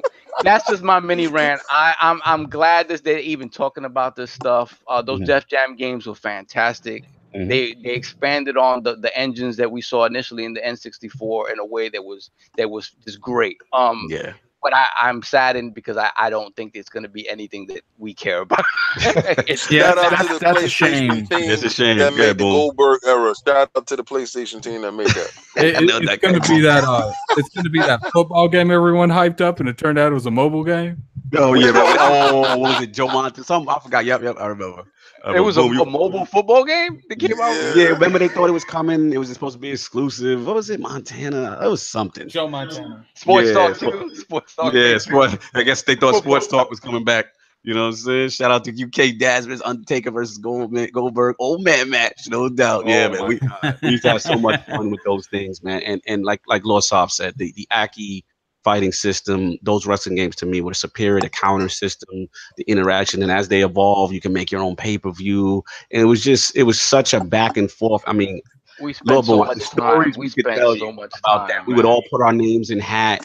So, you know what I'm saying, decide what type of match is going to be, a triple threat, a battle royal, whatever, Royal Rumble, determines champions in each division, make belts. We would go so crazy with this thing. Not like actual belts. Actual belts. King had them somewhere in the house. King would come with the actual. He bought the actual, what is it, $300? That's dope. WCW championship belt, and literally whoever would win would get to go home that week with the belt. So this is how you know I never lost. He kept it. There it is. Let me focus on my dog. And you did not want to lose because if he lost, there was one Lord Ken, who does it. We don't see. When he lost the King, he was forced to crawl under King's legs while King was holding the belt over him. Yes, we would come up with that's life. Just by the way, my best match was Drew. My best match was Lord Drew. He had to carry me on his back down the block. That was my best match. Shout out to Lord Drew, man. That was hilarious, man. Fun times. No. What's up? No. My best game that I've ever won has to be against Lord Black Magic. Oh, no, Black Magic. God. Where he had to walk butt naked down the street. That one was my best match. You never want to bet Lord There's King. A lot of scarred human beings walking around thanks to this man. Yes, because here's the thing, he don't care if he lose. His thing, if he gets you one time. That's why the Addict versus King is so interesting. Because when Kratos take that loss, I'm gonna rag you like a dog. So that's part of the Lord's history, making those insane. That's the origins of Bend the Knee, y'all. Just so y'all know, like that's how all that started. But yeah, fantastic topic. So I know that we got to move on. I'm gonna rush to this last topic because I know we're running over. We got to get out of here. All right, so we've got some news from our good friend Casey Hudson, and talking about BioWare. And I'm definitely gonna pass this off to Boom because. You know, we obviously there was an Anthem panel at PAX, and there was some talk about the future of the Mass Effect franchise, Dragon Age franchise, and one thing I also want to talk about too, which I think a lot of people don't really mention a lot in regards to Anthem, is the approach. And I want to shout out Lord Samuel Tolbert, of course, our Lord editor at the TICGamesNetwork.com, and he put out this article as well in reference to Casey Hudson. So basically, what Casey's saying is. It's going to be a combo experience. And this is kind of also shout out to Lord Arix when we had him on. And he kind of hinted to us and we didn't even realize it. And remember we were doing the whole thing, Destiny 2 versus Division 2 versus Anthem, who's going to survive and all that. And he said, look, he made a great point. He said, these guys, Anthem, may be going for something completely different. And the vibe I'm getting from Casey Hudson now is that they're doing a combo single player experience and then a multiplayer experience. and he mentioned that. So let's get into all this BioWare talk. Lord Boom, I heard your podcast. You had a fantastic topic, your panel with this topic. So I'm gonna let you set this off. Like, what do you feel about all of this information coming out from Casey Hudson? Well, first and foremost, you have to understand something. The reason why Andromeda took the L was because Casey Hudson wasn't on it. B team. Okay, that's the bottom line. The Casey Hudson's backstory with Mass Effect is, I hope he writes a book, because you have to understand the passion that this man has for that franchise. He called it his child. You don't say that about a franchise unless you give a S about it, right? Say that about a franchise that you abandoned, though. Well, you know, I mean, he's the type that moves around from different things. Like, he kind of gets disinterested and comes back, and I mean, he was getting a little burnt out on the edge with the Mass Effect thing, and he left to go work at Microsoft to kind of, I guess, cool his jets a bit. Yeah, he was supposed to be on the HoloLens project. He was on there for a while. I don't think he did much when he was there. He just kind of recharged his batteries. I am going to say this: that midsummer update that they posted on BioWare's blog, where he said that this is his exact quote. We hear you loud and clear. The interest in BioWare doing more Dragon Age and more Mass Effect. So rest assured that we have some teams hidden away working on some secret stuff that I think you're all going to really like. We're just not ready to talk about that for a little while. Now, there's a couple of things that you can take away from this. First of all, understand that a Mass Effect, a proper Mass Effect, is coming, so that's dope. Thank God. Okay, but here's the other thing, and I did a poll over the weekend. I've been tweeting at EA. I've been tweeting at BioWare. I think it's about high time that they just already cut the BS and release a 4K HDR version of Mass Effect 1 through 3. Let's go. Add the DLC. Charge me $59.95. Oh, they gonna get that money. And I get you. I'll tell you this right now. Whatever month that game comes out in is winning NPD #1. Woo! They're sitting on a gold mine with that. They are. And considering that it's EA, I'm very surprised that we have not seen that as of yet. All right, I got a good statement to say about that then. So everyone that loves Dragon Age, that loves BioWare, don't buy Anthem. Why? Why not buy it? I don't know. Anthem comes out, it is kicking, and they're making bukus of money. They ain't going back to those friends. No, it's actually the opposite. I don't know, dude. I think that they have BioWare is such a big team. And they're such a historic team that we're talking about. They're gonna be like, we this is a gold money. Like, let's say that comes out and that is doing numbers. Then that gives them incentive to make this proper sequel that the fans want. But I get that. But like, when a lot of companies, when they hit a gold mine, they don't just go make something until that gold mine. Continue to mine that property until that property goes dry. But there's really nothing else to mine because EA does that. That's their MO. I understand what you're saying. The only thing I think is different in this case with Mass Effect is that it is well regarded that the first 3 are revered, right? Those are like the everyone was disgusted with. I shouldn't say everyone, but most people consider Andromeda a mediocre game, not a terrible game, but a mediocre. Yeah, and that's not how you want to have your premier franchise. And being how bad it was received initially, remember those memes and those graphical glitches? Those were all over social media. So the thing is, people at that point was like, damn, because of this kind of stumble with Andromeda, now we have no hope of getting a proper Mass Effect. So now that they bring Casey back, who's kind of like the father of Mass Effect. I remember we came out, that E3 on Xbox stage with the perm. I was like, who is this guy? But I was like, yo, this game looks cool. And they had conversation choices and all this stuff. Like, they debuted that. And remember, Boom, this was an Xbox exclusive. That is correct. Yes. So, okay, I'll throw it to you this way then. Let's say that the game comes out, it's extremely successful, and they do. No, I'm talking about Anthem being successful. Oh, they don't want to leave Anthem because they're making bukus of money from it. Let's say that does happen, and they're like, okay, we're making a lot of money. We can fund 3 BioWares.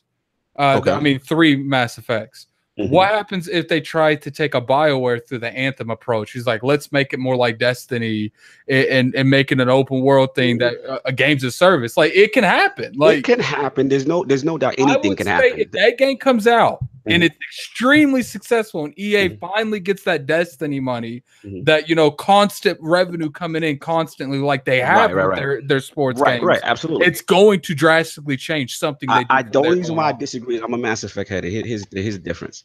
The problem is Anthem already controls that Destiny / space, as well as they're trying to keep some narrative. The difference with Mass Effect is people forget when 2 and 3 came out, they introduced a multiplayer mode that was very successful. Yes. It was like a co-op, almost horde mode. It had microtransactions up the wazoo.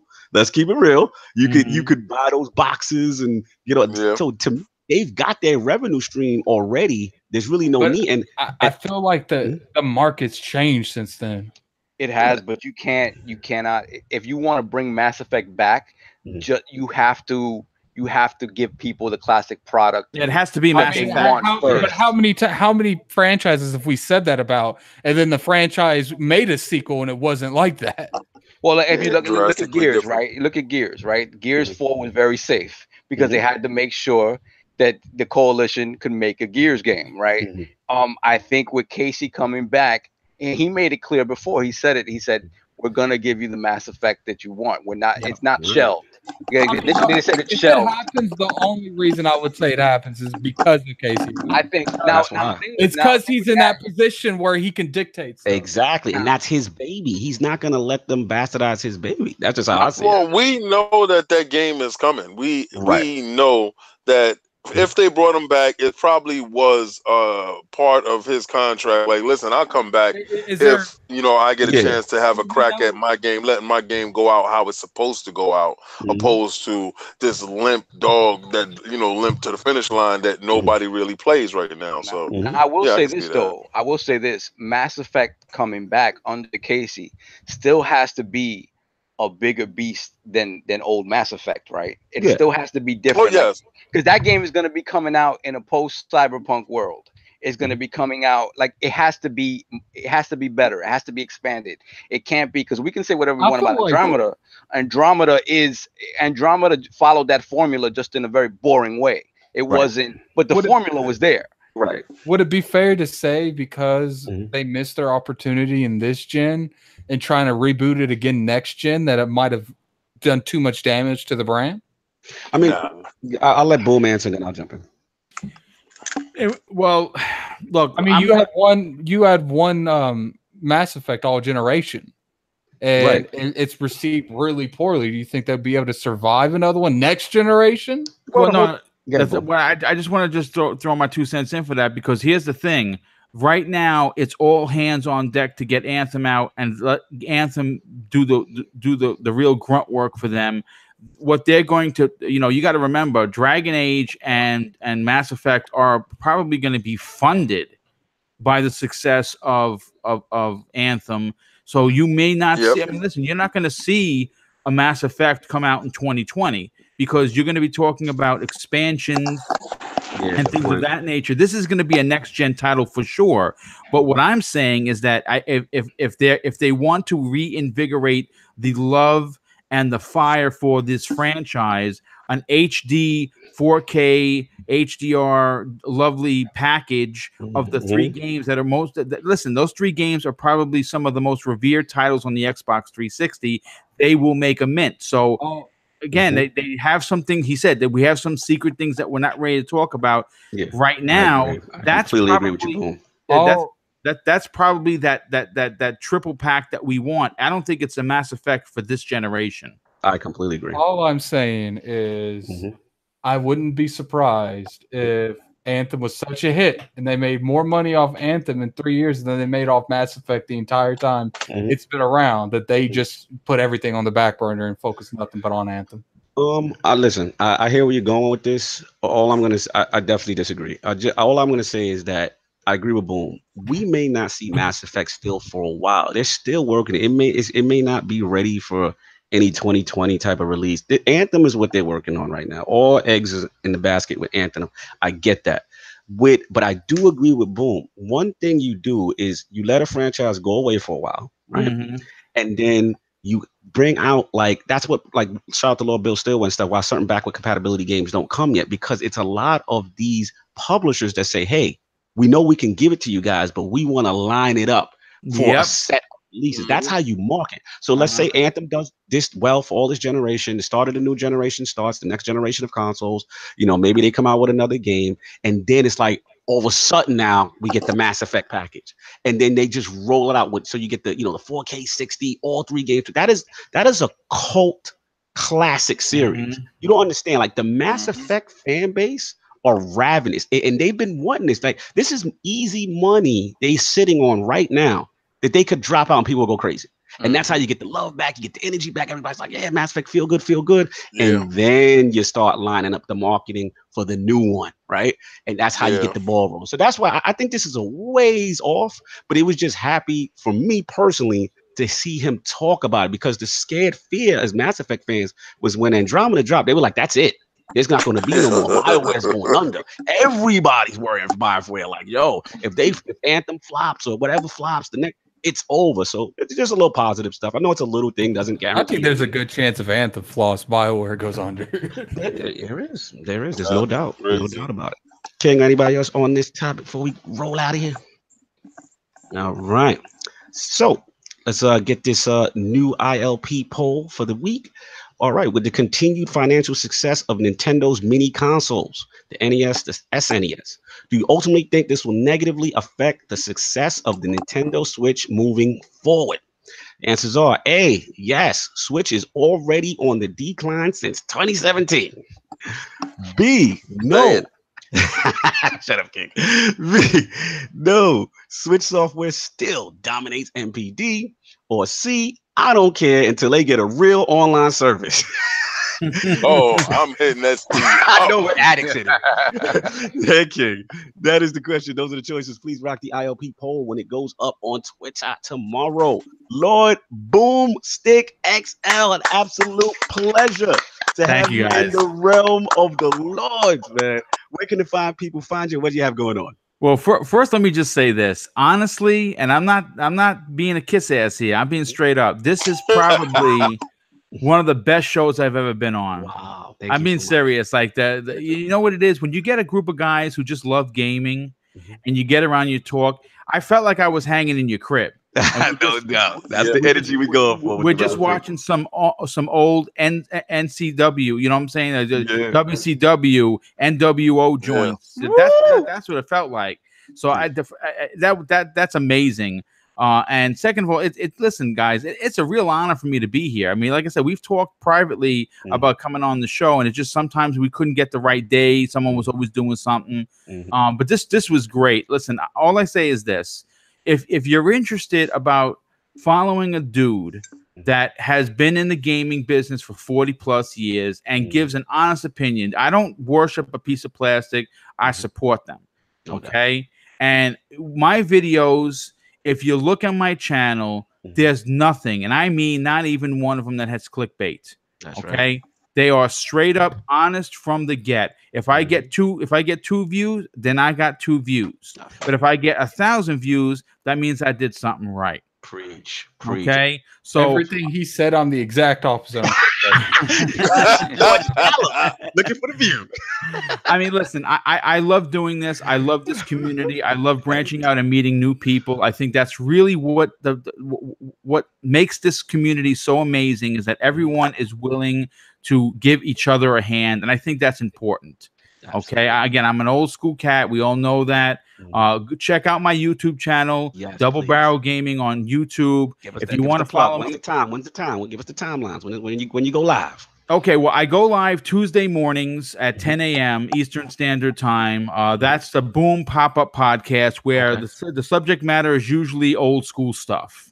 Yeah, a lot of old school stuff goes up on there. I actually just did actually last week, as a matter of fact, Mass Effect Andromeda, why it failed. Why it failed. Nice. So that was a good one. And then if you want to check out the Breakfast with Boom Friday mornings, 10 a.m. Eastern Standard Time. I have my guest range. It's usually, out of curiosity, what do you eat at breakfast at Boom? Usually I have my oatmeal because I'm coming from the gym. Nice, so, that's me. So I'll have my oatmeal right before Breakfast with Boom, and maybe I'll have a couple of bottles of water, but I don't really eat during. So, you don't eat during the. I feel like that's false advertising. Breakfast with Boom? Like, well, I'm drinking water. I don't know if that counts as food, but yeah. If you want to check out the show, it's I'm the host, but I have a rotating chairs. It's either 3 to 5 people. It's always new. Every week. It's never the same person because, like I said, the more people I can promote, the better I feel as a host. Same here, man. You know what I'm saying? So I like doing that, and I do weekly videos. They're sporadic because obviously, like now, news is a little. There's not much really going on, so you kind of really gotta put it together to get some news out there. But I do try to put out at least one video per day. And it's not clickbaity, man. It's all legitimate. How I am right now on the air is how I am in real life. This is not a persona. This is not an act. This is the real me. Like I said, dude, I appreciate all the support. I'm a few subs away from 1,200. Oh, we're gonna get them there. We got to get you there. Which is a big deal. And last night when I was looking through my stuff, because I don't look at the numbers every day, because that's crazy, but I surpassed 100,000 views in 8 months. Wow. Salute. That's bananas because, like I said, I mean, I didn't even realize I was going to get 100 subs, let alone nearly 1,200. So again, thank you. A big shout out to the community that has supported me. Big shout out to everybody on this panel. Listen, we definitely got a game together because absolutely. The game attack will be exchanged. Yeah, absolutely. Well, mine is simple. Mr. BoomStick with King, he's doing whatever King's doing. But once again, guys, it was a real honor and a pleasure to be here. Thank you so much for the invite. You are welcome. Always a pleasure to have you in the realm of Lords. Long overdue, positive in the community, real stand-up guy. He's from New York too, y'all. Y'all got to show love. Like it was the perfect combination, man. We had to do it, but like I said, love what you're doing. Please support, like I said, Double Barrel Gaming. You can find, like I said, on his 2 shows as well as Crossfire, and where I got a chance to interact with him for the first time, and I was absolutely, man. Shout out to those guys because I wouldn't have got a chance to interact with Lord Boom, and really good dude. So salute to him. Lord Addict, what can the fine people find you? What you got going on? You can find me on Twitter, Lord Addict ILP. Definitely follow me on there. I'm actually coming close to 1,000 followers. Oh, let's go. Let's get Lord Addict subs, man. Gaming Addict, let's go. You can find me. I'll be streaming. I'm probably going to stream on the ILP Twitch with Kid Smooth on nice Dead Space 3. Okay, yeah, that'll be. Yeah, we're got to see how. I'm trying to convince him to play on the hardest difficulty, but I'm not winning in that. So I guess we're gonna play. He wants to play it on easy, but that's not happening. Don't stress that, man. We'll probably play it on like the hard to the one low below that. So we'll see that. See how that goes. I have no. Called medium, sir. It's called medium. Actually, just showed up.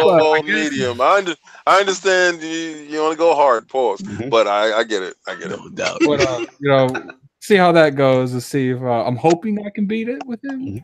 No doubt. Lord Solve, what do you have going on and what can the fine people find you? Not online. Not online. No, you will, but this week I'm gonna do it. Definitely. That's right. Get on that. We got to create a Patreon tier just for you. Get on that. Yeah, that's right. Get on that Destiny. I gotta do it. I'm not gonna be left behind this time. No doubt. That's right. Yeah, so you can catch me on Twitter, LordSovILP, retweeting everything that my lords put up. And Xbox Live PSN, BX Sovereign. No doubt. And big shout out to BoomStick. You know I love it when the old men come on because that's our talk. That's right. That's right. And he was on premium status. Yeah, he was on premium status today, no doubt. Lord King, where can the fine people find you and what do you have going on? You can find me on Destiny dying. Yo, shout out to the clan. You guys are it is so beautiful to see the community come together in such a form and a fashion. Facebook, Instagram, and Twitter is all lit. Facebook is for promotional, is the community. Twitter is for day to day, getting at each other, talking, finding out what's going on, business moves, gaming news, stuff like that. You can really see us interacting there. And Instagram is for the behind the scenes and at the shows, the stuff that you really want to see. What goes on with us? What's really happening? What do they like? What do they eat? What's weird stuff is happening? It is there. You can check it out. But I'm loving everything that's going on. I'm loving the fact that we're bringing pure gaming, that whole fundamental back to movement. Mr. Boomstick, listen, I love the whole narrative. The narrative is good guy gives back who also games. And it's beautiful because this is what we're talking about. This is what we're promoting. And if any platform can elevate that so it can be visualized to other people so they can see it, they don't have to cater to the lowest denominator to get views and to get clicks. The man is being successful with being good. So let's not make good a bad thing. Let's make good a good thing. Game with us. I tell you all the time, if I'm playing, jump in there. I don't bite. I don't care. Let's go. If we're doing a raid or we're doing something, we got space, come on there, man. We have no problem with it. Unlike Addict, he might leave if you die a couple of times. But I'll sit there with you. I'll sit there with you.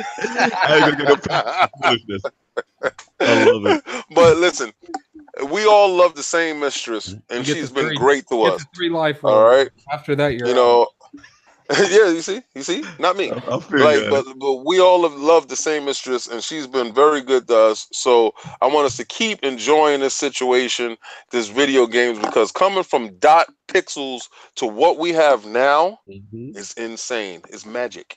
No doubt, man. Could have said it better.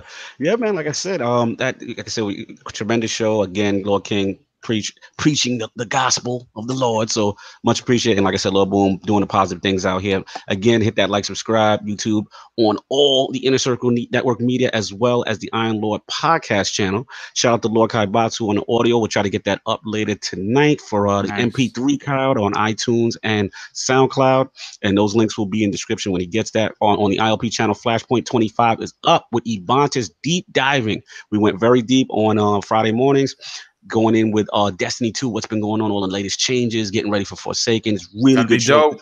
Yeah, man, we had a lot of fun with this. This may be the time to come back. If you're on the fence, you want to learn what has changed, please listen to Flashpoint. We work very hard on it. Support me and my brethren. And of course, Lord King Combat Talk. When we got another one coming on ILP. We got another one coming up in September. Actually, we have a couple in September. We have some really good, worthy fights that need to be talked about in September. You have Sean Porter versus Danny Garcia. You have Triple G versus Canelo. And I believe we have Joshua versus Povetkin. Now, I don't normally cover Joshua because I think he has a heart of a mustard seed, but I'm covering Povetkin because I believe Povetkin is going to play spoiler with the Wilder Joshua fight, and you have Wilder versus Fury that they're trying to lock down, but that's not in September. But trust me, Combat Talk is coming back with a Fury in September, and it is a ton of really good fights that you should be interested in. Don't take to heart that this weekend nothing was reported on. Everything sucked this weekend, and it reflected that. All right. So if you want to be at HBO boxing, then. No, actually, HBO boxing was the bully going after tomato can, where the tomato can actually tore him up. All right. Gotcha. So be careful what you cherry pick. You're gonna get knocked out cherry picking. All right. And you had 2 bums on PBC, which was on Fox. That is a subsidiary. So needless to say, it wasn't a good boxing weekend. It wasn't a Showtime situation. I feel you. So when Showtime come back, we in the building. Al Heyman, what's up?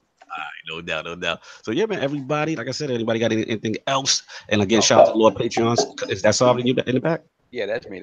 What's up? You said you had anything? Real quick. Real quick. I just wanted, we forgot to mention this, a big shout out to our brethren, Lord SWAT ILP. Lady I forgot. You're right.